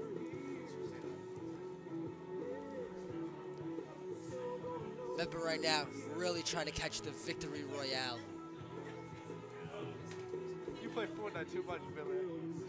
It's a great game, Rocco. You know, everyone's really playing it, hyping it up, having fun. Yeah, I know how much you love Fortnite, you know. Rocco, you getting any victory royales lately? Yeah, got two. Oh, I'm at 100. Wilderman deals straight to Kenny for Keys. What a great play and a great stretch by Billy McAdams to get the double at second, but didn't get to go. He is distraught with the call, but that will be the first out of the inning as Wilderman comes on the pitch. Hey, it's a great job by Wilderman. Attacking the hitters like he needs to do right now. Get it out of a jam. And coming into the game is Daniel Molina. As we talked about before, he has been the star upcomer for East Meadow. You know, he's probably one of their best batters. That ball, close a ball. He's already 11 for 20, Billy. Averaging around 550, all base percentage 571, slugging 550, OPS 1.21, and 5 RBIs already. You know, Rocco, all you gotta say right now. Oh, exactly. Oh, roll him up. and Kenny goes to second on the first for Billy, and can't get it to go across from Billy, from Michael Byers. Oh, Tyler Patterson will score, and Daniel Molina will go to second, and the score is now only a 1-run Mepham Pirates lead. This is one crazy game, Rocco. It is, Billy. You know, we said that the temperatures, and actually my mistake. It is now tie game. 2 runs did score. And, you know, we've talked about before that Daniel Molina is a very good contact hitter, you know. Doesn't very strike out often, but, you know, he will put the ball in play and make you work for that out. Again, Rocco, errors are hurting the teams today. I'm going to say there's been at least 3 for each side. Got 4. We're close. Hunter Arm comes to the bat. He's a junior, batting average around 200.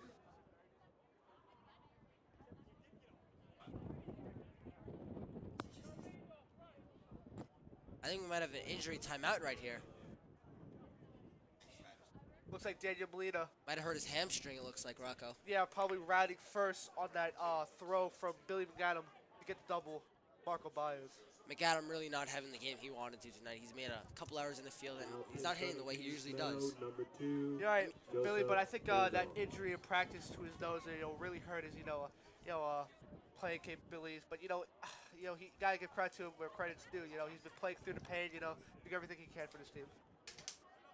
Yeah, you can't take any credit away when Passman even says he's the player he wants him hitting. Arm grounds to McAdam, to Baez for the third out of the inning, but the damage has already been done with 3 runs in the top of the 5th for East Meadow. I say tie the game, 7-7.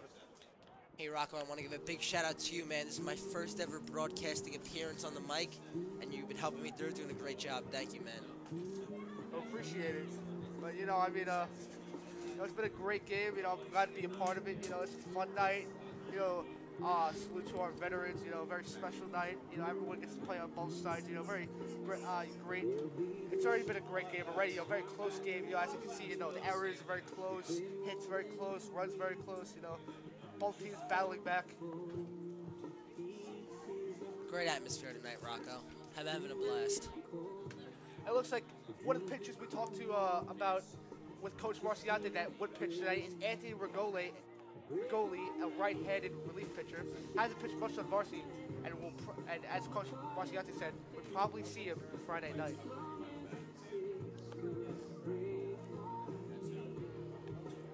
I think he has to attack the bottom half of Mepham's lineup. It is a close game. They're tied, but if East Meadow wants to win this game, pitching has to step it up right now.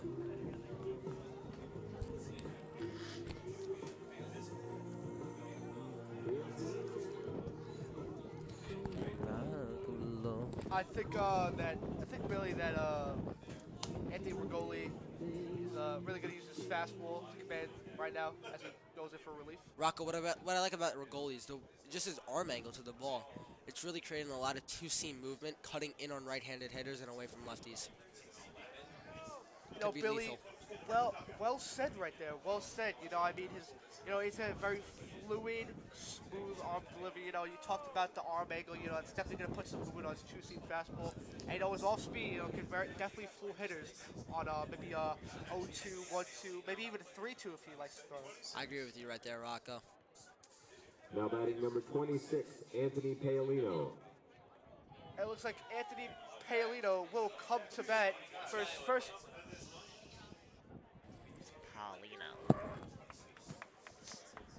Paolino, number 26.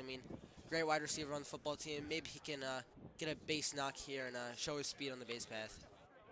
Try to go inside of Paolino right there. 1 strike. Chris Brock.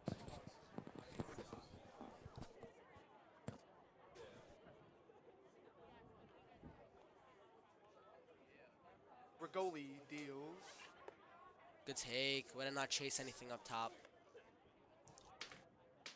Cap now is 1-1.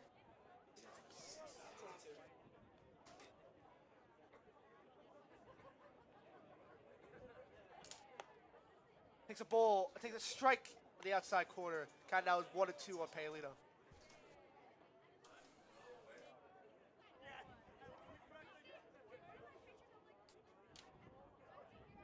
Regoli deals. And a slow grounded to third baseman. Kate Paolino running out. He's And he's safe. safe with the extra stretch. And that will be on a reached base hit to the third baseman. And now, Told you, Rocco. I mean, Paulino is a speed demon. Now Hustling down the line and beating out that throw. great hustle right there shown by the junior. But I mean, you can't take anything away from the third baseman. He rounded that ball. Literally, the mechanics were perfect there. Made a great throw. Paulino's just way too fast for him. You're right there, Billy. And Chris Brock's up at bat. Already has a 500 on-base percentage.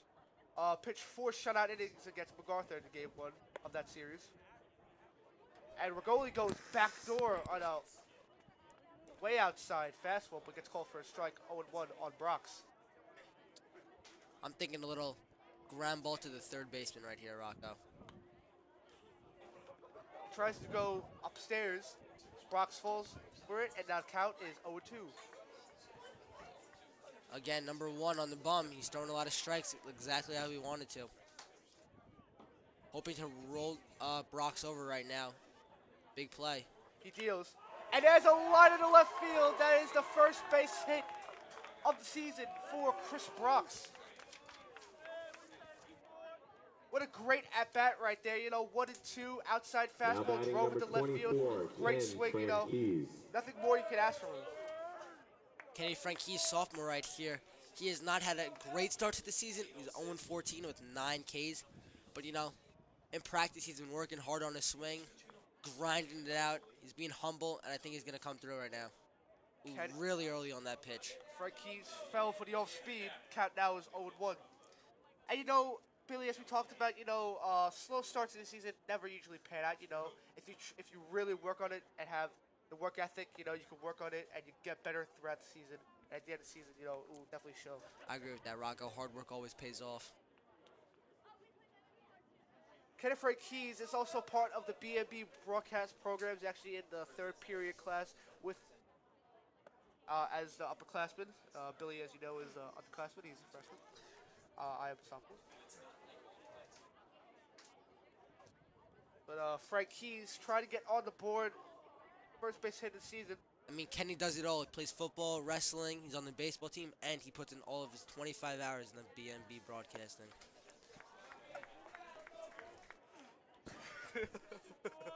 You're right. And Kenny Frank Keys again fooled on an outside off-speed pitch. Count now is 2-2.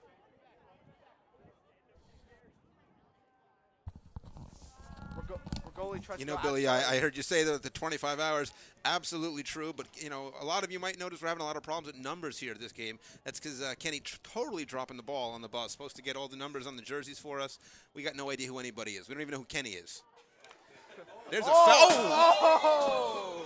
Apparently Kenny heard me talking smack about him because that ball, we nearly got a souvenir or a concussion here in the booth. I'm going to turn it back over to the announcers. Thank you, Mr. Stein, for that good advice.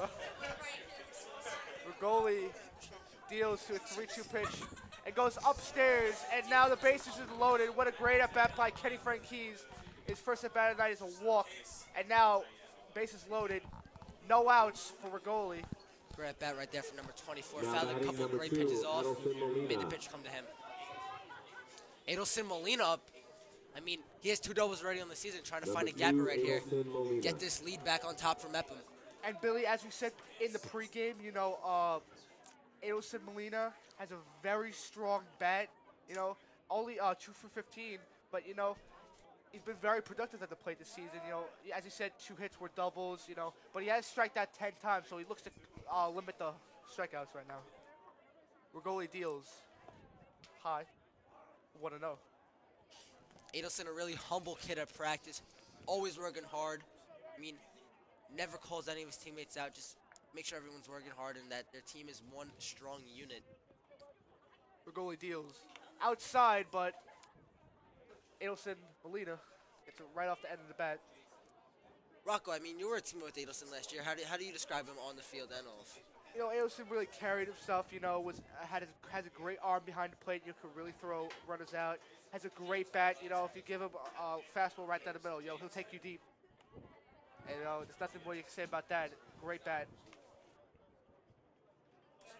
and ball called outside. Count is 2-1. Rock, do you think Adelson's going to clutch it up right here? You never know, but if he gives it a fastball, he's definitely not going to turn on it. And Regoli tries to go outside. Billy, it'd be very unwise if Regoli could walk Adelson right here.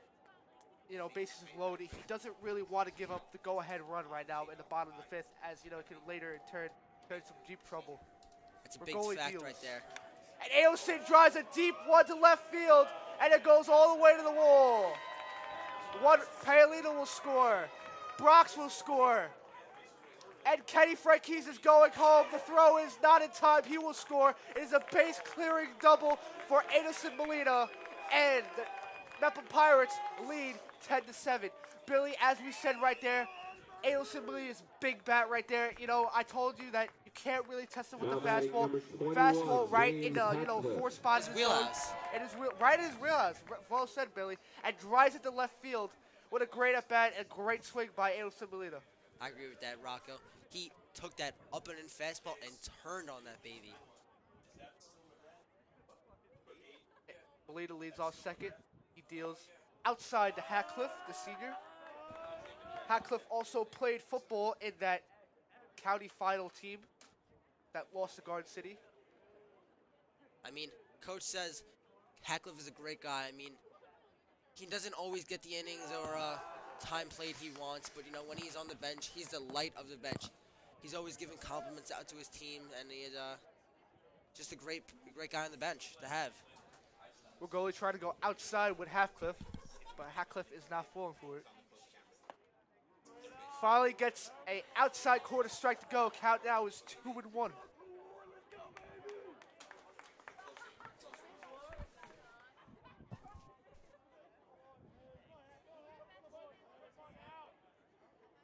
Regoli deals. Ooh, good Big swing. swing and a miss by Hatcliffe. Count now is 2-2. Billy, you would think that Molina would get a little bit of a bigger lead off of second. I agree with that, Rock. He's like 2 feet off the bag right now. I mean, Regoli deals. Another outside. ooh, Rock. Gets past the catcher. Adelson Molina will easily get third base. I think Adelson heard us from up here, man. Next pitch, he's going on a wild one. Yeah, you definitely think to do that, pure instinct. What do you think the pitcher's doing wrong right now? I think he's trying to paint the outside corner too much. You could already tell that Hatcliffe can't really touch the fastball, so just try to blow past him.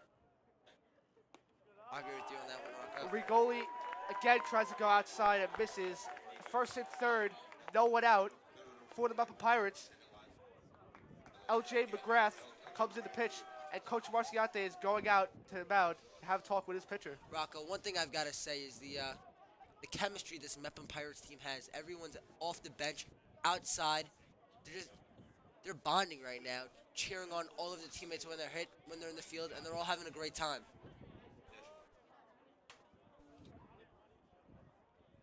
Looks like the players have a little bit of fun now, right now. L.J. McGrath is 0-1 on the night.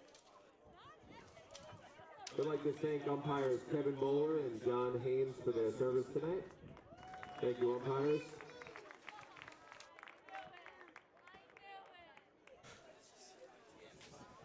McGrath trying to make something happen with first and third. Hatcliffe leading off first, and Molina leading off third. Hey, maybe McGrath can help himself out from the first inning. A couple of those bad pitches. Maybe he can get back right here. Driving Molina.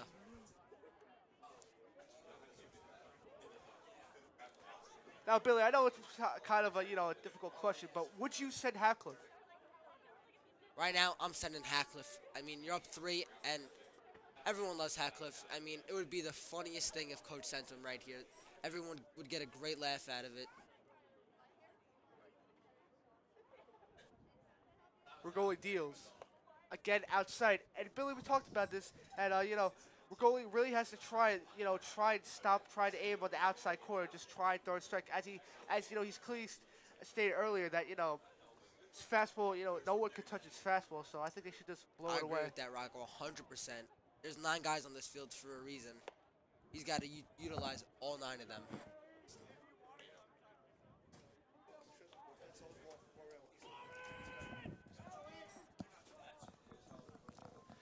Regoli.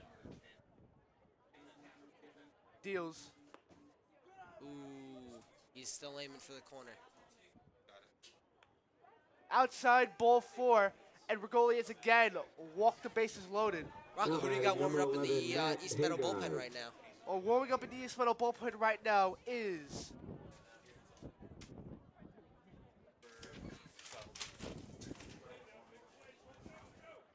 number 12, Jeffrey Bramble.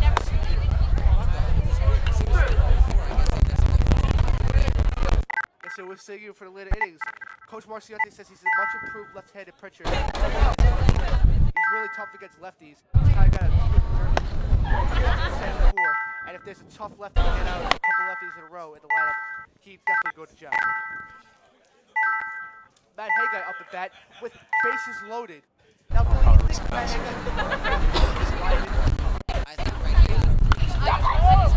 Oh, he definitely showed it right there with a big pop-up to the third baseman right there. He swung way too hard through that one, Rocco. Maybe he should have just tried to hit on it.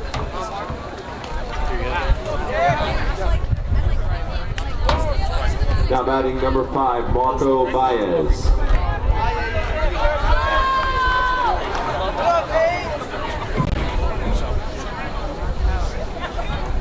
And there's a line drive to right field.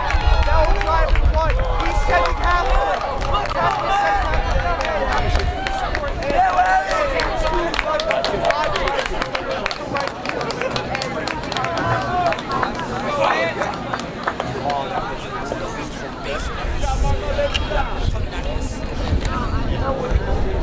Now, It's definitely a confidence booster for the junior, though. Really came out right there, got the pitch he wanted, and used his power to drive it to right field. He smoked that ball. Rocco, is this Anthony Paulino's second at bat of the inning? I think it is. And he swings it right to Regoli. He goes to second, on to first. In time for no play to end the inning. Well, really what a great inning for the Mepham Pirates as the end of the bottom, as we end the bottom of the fifth. 5-run score.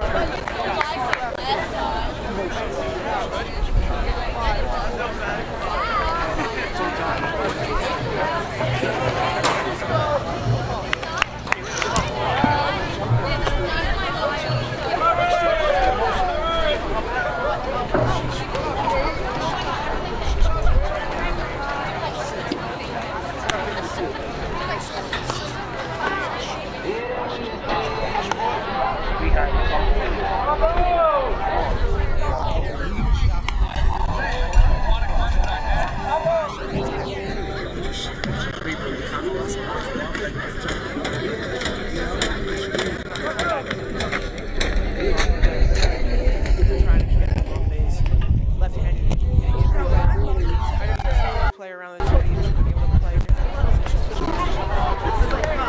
We know this.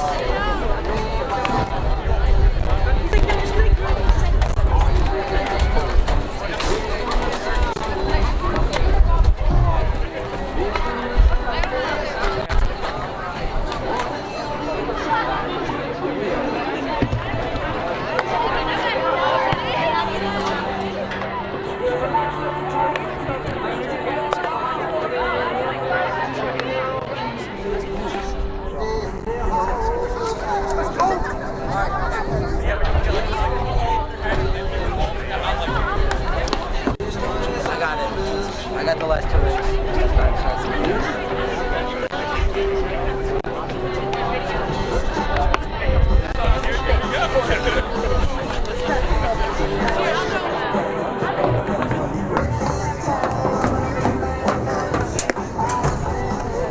Drop something.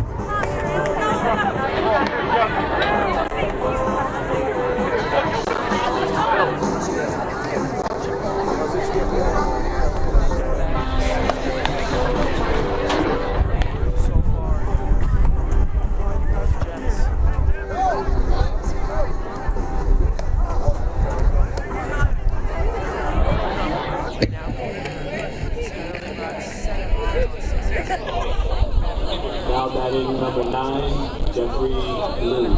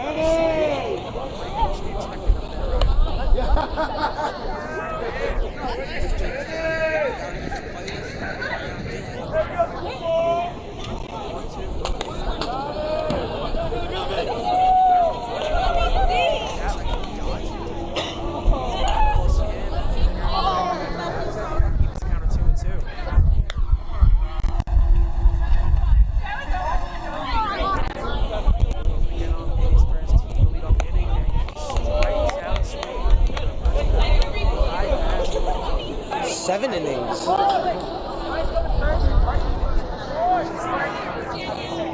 FaceTime Brennan this one. Now batting number 11, Mepham Pirates.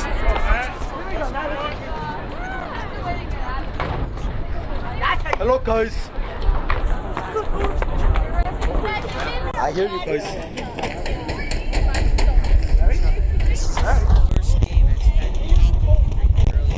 I am okay. No cursing on air.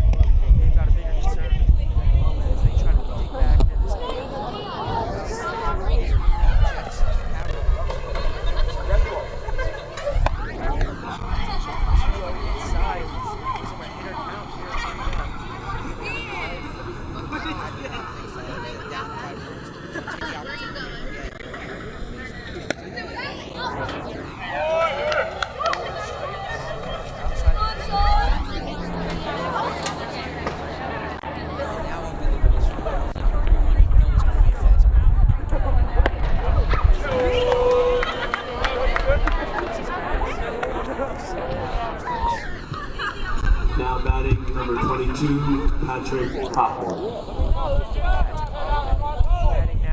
Sorry, Mr. Stein. And you can see that Harry has a bomb over the right fielder's head.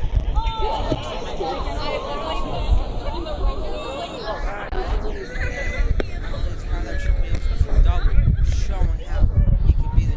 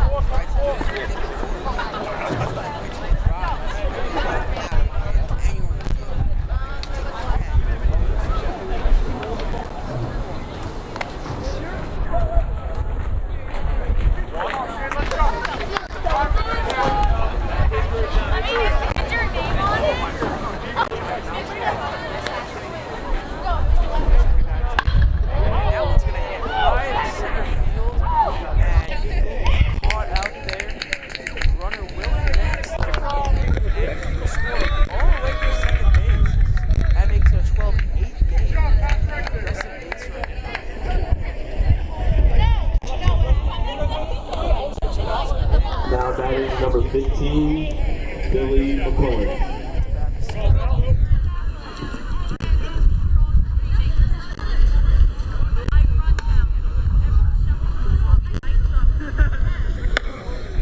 Come on, we're all strikes again.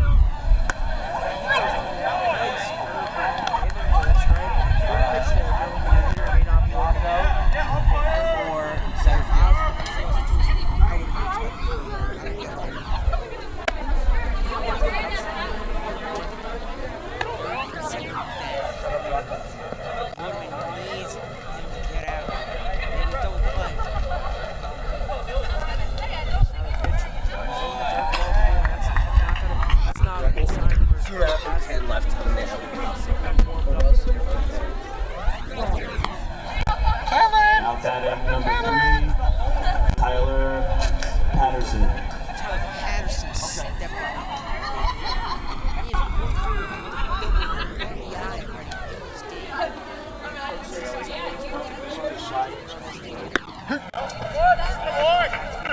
Helen, go with the ball.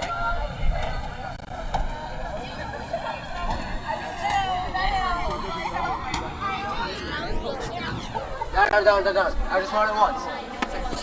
Try to close it. That seemed to be the least pitch this inning, considering he's got the most strikes out of that. Yeah, now Woodman's. I don't need the glove. I don't need the glove. Hey, Cal. It's been his best pitch right now. Why not? Get a little bit higher. And there it is, strike three to end the half.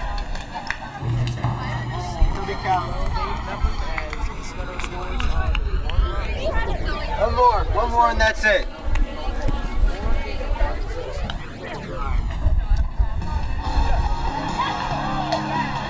Go long. Go deep. Congratulations to the Mepham Pirates lacrosse team today, winning 17-4 versus Herrick. Pirates of the game, Anne Marie Haggerty with 8 goals and 2 assists, and Caroline Keene with 1 goal and 1 assist.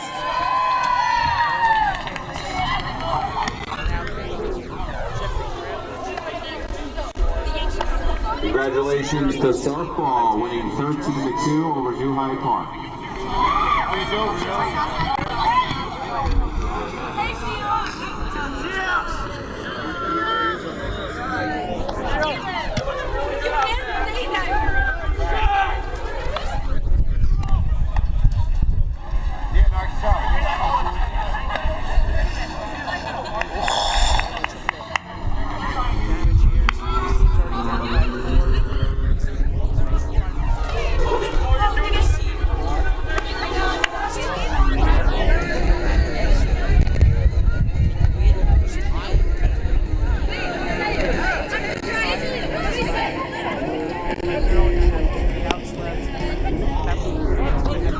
Mr. Stein, do you have any subs for my camera? I think with the bathrooms. If not, I can just wait. Now pitching for East Meadow, number 12, Jeffrey Grimloch.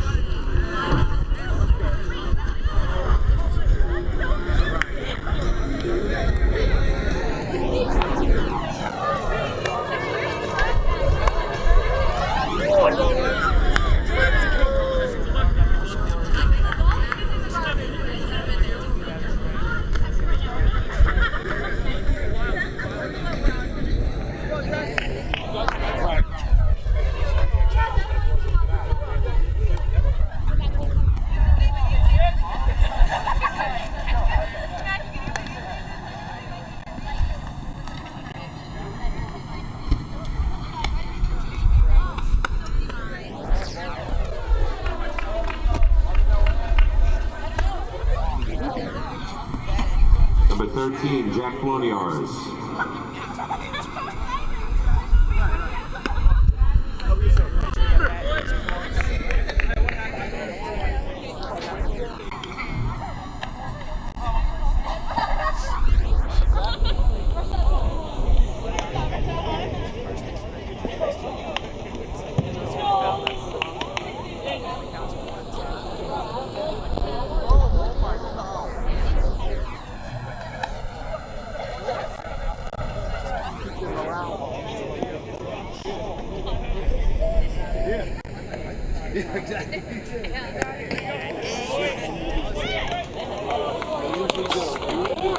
Pro. Number 22, Chris Fox.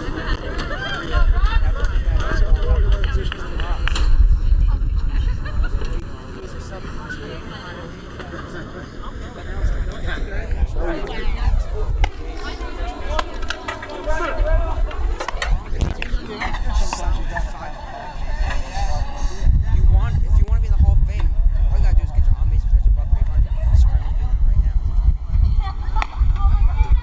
And he takes it up.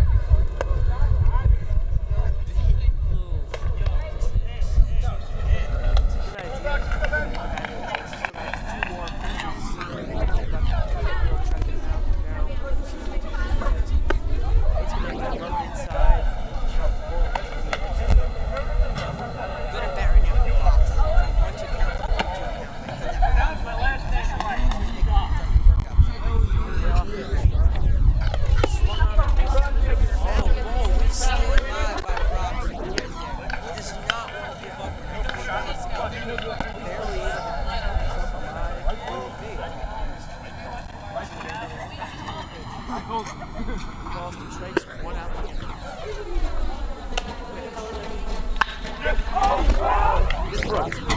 Nice play by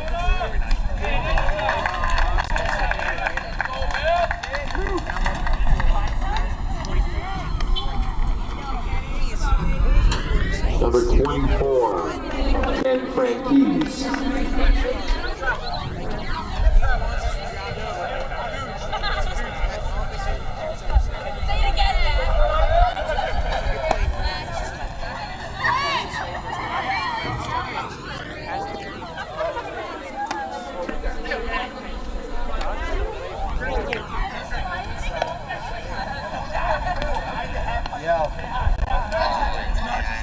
Marco got his first hit of the season.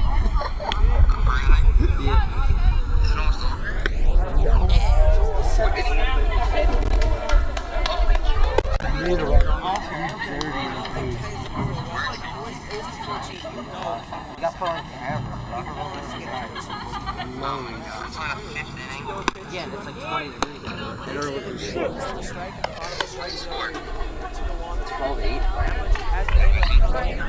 First 2 outs of the inning.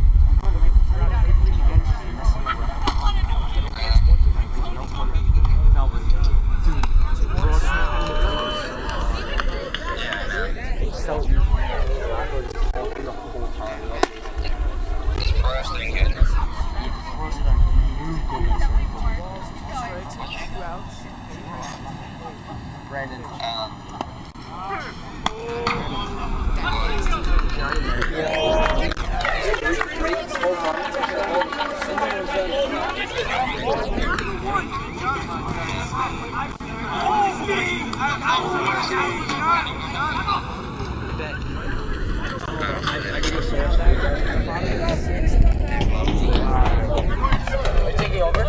White run the end of the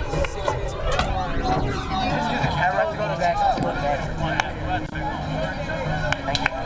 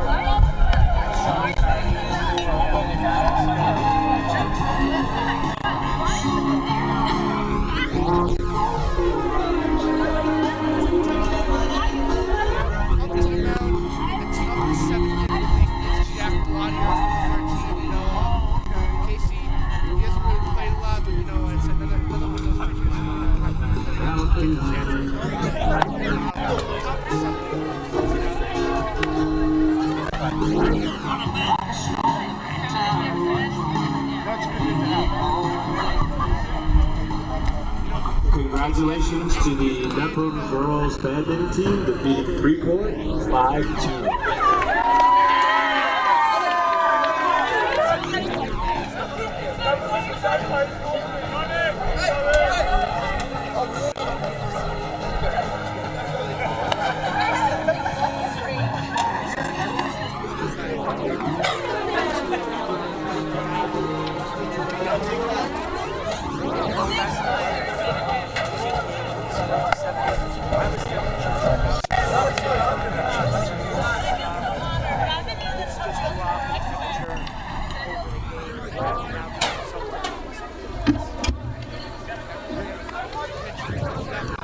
Now batting number 10, Sean Kennedy.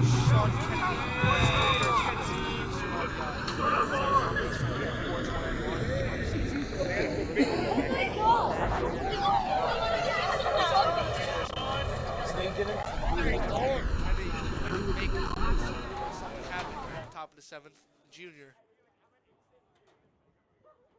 First pitch for Bluntards. Taken low for ball 1. You know, both Mepham and East Meadow have been able to incorporate a bunch of different players into the field so far in this game. How do you think that's affected the players, Rocco? know what? I don't think it's necessary incorporated, but what a nice play by Hackcliffe to make it, but a low ground ball to buy as the ball runs away, and Kennedy would round second. You know, and that would be an E for Hackcliffe. You know, that was a tough play by Hackcliffe, being able to get the scoop, and then even tougher being able to throw the ball over, and then it would have been tough for Marco Baez to be able to pick that. Just a tough play overall. Understandable why he's at second right now. Casey, you're totally right. You know, these type of plays have been going constant all throughout the night. Blanier's deals outside. What a know.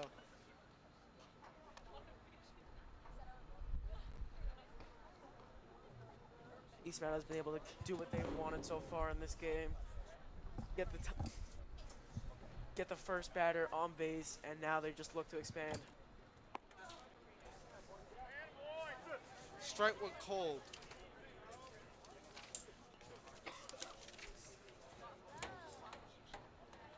It's now 1-1.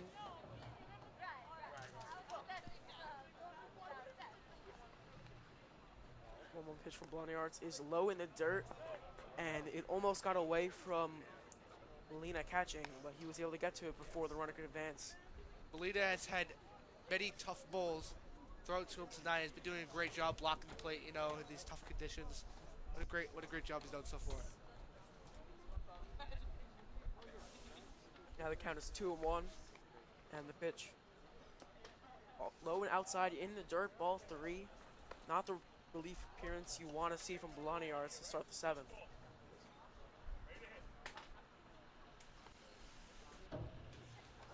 Blondie is really trying to work outside, but he's worked himself into a jam with runners on second. And he goes outside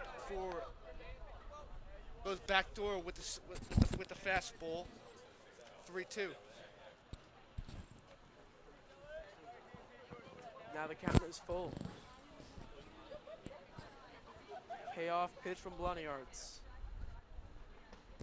Outside, gets past the catcher, and he's going to look to score from third, but he's not going to round as he already had the third, unable to get home, and that will be a walk as well. First and third now, nobody out. Now batting number 25, Hunter Hall. Now batting for East Meadow's Hunter Arm, 1 for 5 on the season. Hasn't been able to get to the start that he would like. But he's trying to do something where runners in scoring position, first and third, no one out. Blondie Arts tries to go inside, almost hit arm. That's been a constant theme with these Mepham pitchers. They've been trying to go inside, and they haven't been able to get the calls that they've wanted. For runners in scoring position, Casey, you got to think that Hunter Arm's trying to do everything he can for his team, try to score some runs right here. Blondie Arts deals inside for a ball. Count now is 2-0. You know, if this trend continues, Coach Passman's got to start getting someone warmed up in the bullpen.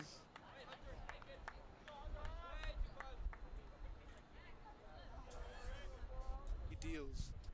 Swing and a miss by Hunter Arms. Count now is 2-1. You know, Hunter Arms got to be hunting for a good pitch to hit from Blondie Arts, and that may not have been the one that he was looking for, but still close enough for him to swing. In case you can't forget, you know, Blondie Arts can't give in. You can't just give him a straight-up fastball because you know Hunter Arms will just, you know, just drive it to center field. He tries to go down in the way with a off-speed pitch. Count now is 3-1.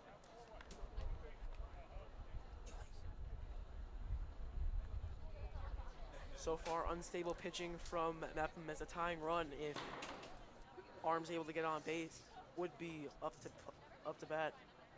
3-1 pitch, and that's gonna hit him. Same thing as a walk, just ends up hitting the batter. So bases are now loaded with nobody out. The tying run coming to the plate. Casey, Blondie Arts trying to go inside, a little bit too inside. Hits the batter now to load the bases. Now you got to think there has to be something going on through his head now. As he loaded the bases loaded, and now he has Jeffrey Liu up. Now batting number And 9. you know what? Jeffrey It's just a Liu. tough situation. You know, no outs, bases loaded. For every pitcher, it has to be a constant mental thing with him. You know, just gotta click mentally, and you just gotta throw strikes and hope for the best. Yeah, this is Lou's first game that he's played in the season, trying to make it a very productive one with 3 ducks sitting out there. Buccaneers deals way outside. Kennedy will score easily. The runners advance. Sean Kennedy now advances to home plate. Score now is 12-9 Mepham Pirates in the top of the 7th. Tying runs still at the plate just makes it easier for the other 2 runs to score now. Now it's just a 3-run game. And Coach Passman's going to come out. And it looks like our own BMB broadcasting, Kenny Franchies will be on the mound pitching. You know, he's just having fun out there, just trying to throw strikes, coming in with 2nd and 3rd in the top of the 7th with Mepham leading 12-9. Yeah, he's got to be able to throw some strikes or else he won't be let back into the BMB studio. He's just trying to make an analogy threat to I am. our Kenny Franchies. Appreciate it. Kenny's a great guy. Last time we threatened him, he almost hit a foul ball through the studio. Hey, So you're all, we'll he see hurt what does here. Mr. Stein, bro. There's nothing you can do about it. He hurt Mr. Stein. It's just how it is. And as Kenny comes in, it will also be Sean Rildeman coming in. You know, we really appreciate you know, one of our student directors, Kai Sadie. You know, really out there in the cold. You know, doing all he can. You know, God, he's doing such a great job, bro. Like he's so good. Yeah, our very own Kaizani. He's been great for us, being able to do multiple jobs in that coal that we've mentioned before. Oh, Kais, another one, also has a lot of hours, like Kenny, you know, under his belt. I think at least 25, right? You say about that, 25? Only Rocco can say that. Right.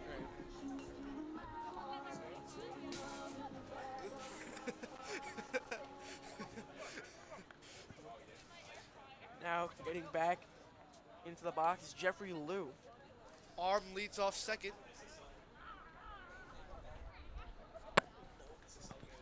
Franchies deals. He deals inside. That's going to score another run. It's going to score another run, and it's now a 12-10 Mepham lead. Kenny Franchies coming in with a wild pitch that is his own earned first run of the season. Back-to-back pitches, back-to-back runs being scored on effortless plays by the defense. Now it's 12-10, still a tying run at the plate. 2-0 count, which will have him sitting for a fastball. It's been a very poorly state game, you know. Costly errors, you know, the weather. We also talked about all these factors that has to do with it, but you know, right there, this missing your pitches, throwing them in the dirt doesn't help. Now he's going to take the 3-0 just on that corner for strike 1. Relief probably for Kenny Franchies as he had a rocky start coming into the game. And he's going to swing and miss on that pitch. Good pitch by Franchies, able to put some spin on it and get it past the hitter for a 3-2 count. With his previous ball in the dirt that got away, that scored the run, you know, Franchies is finally finding his rhythm, you know, getting some smooth fastballs past the batter. And right there, he gets a called strike for his first strikeout of the season. What a smooth delivery right at the outside corner. Lou couldn't do anything about it, you know. It seems as the batter, you know, comes in as a ball, but it really isn't because the outside corner just stretches him as a you know, backdoor fastball. That's got to be a relief for Mepham as they're able to get the first out of the inning. Now the first pitch is taken for ball 1. Right now, Tyler Patterson at the plate, the junior on this Jets team. 1-0 pitch. That's going to a high pop-up to left field. McAdam has it, one hand, and he makes the catch. And Arm is not going to be able to tag and score as that was too shallow of a play. There's now 2 outs in the inning. Tying run at the plate with the last hope for the Jets Sean Kennedy comes up to bat.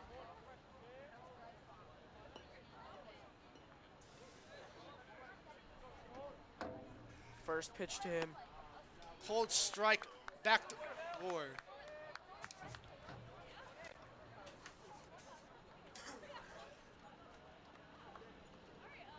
Second pitch of the at-bat, the 0-1 is taken in the dirt. Nice block by Molina to not allow the third run of the inning to cross the plate. Frank Keys tries to get Kennedy with the breaking ball dirt, but they go for it right there. The count now is 1-1. Top of the 7th, 12-10, Mepham leading. Count 1-1, 2 outs. Cold strike on the outside corner, and East Meadow is now down to their final out of the night in the top of the 7th. Frank Keys better be thinking of something good to throw here, and he is almost able to get Kennedy with the pitch outside. He is not going to go. They'll now move to the count to 2-2. Great concentration right there by Kennedy to hold his bat up. But that was also a great pitch by Kenny, you know. Nothing you can do in the dirt. It seems it's coming as a strike, but it's not. And that one's going to be a hit high to center fly field. to deep center. That will go past the center field of Paolillo. That will go all the way to the wall. Kenny stretching third. The ball is coming home. He's going to... Marciante is sending Kennedy. The throw is in time to Molina, and he gets Kennedy at the plate, and Mepham wins 12-10 in the top of the 7th. What a great throw by Paolillo all the way out in my mistake. We're going home. And it does all the way home. What a great throw by East Meadow, and a great tag. That was one of the greatest plays we've ever seen. 12-11, great game. Play the game, just the throw of the plate, just something to see in a non-league game, a very competitive game, 12-11 and 7. This has been BMB broadcasting coverage of the 2018 Salute to Our Heroes game here at SUNY Farmingdale State College. I've been Rocco Law and alongside Billy Farrer. Kender and Ryan Kender here with Casey Farrer. And we'll see you next time. We'll see you next time on the BMB Sports Broadcast.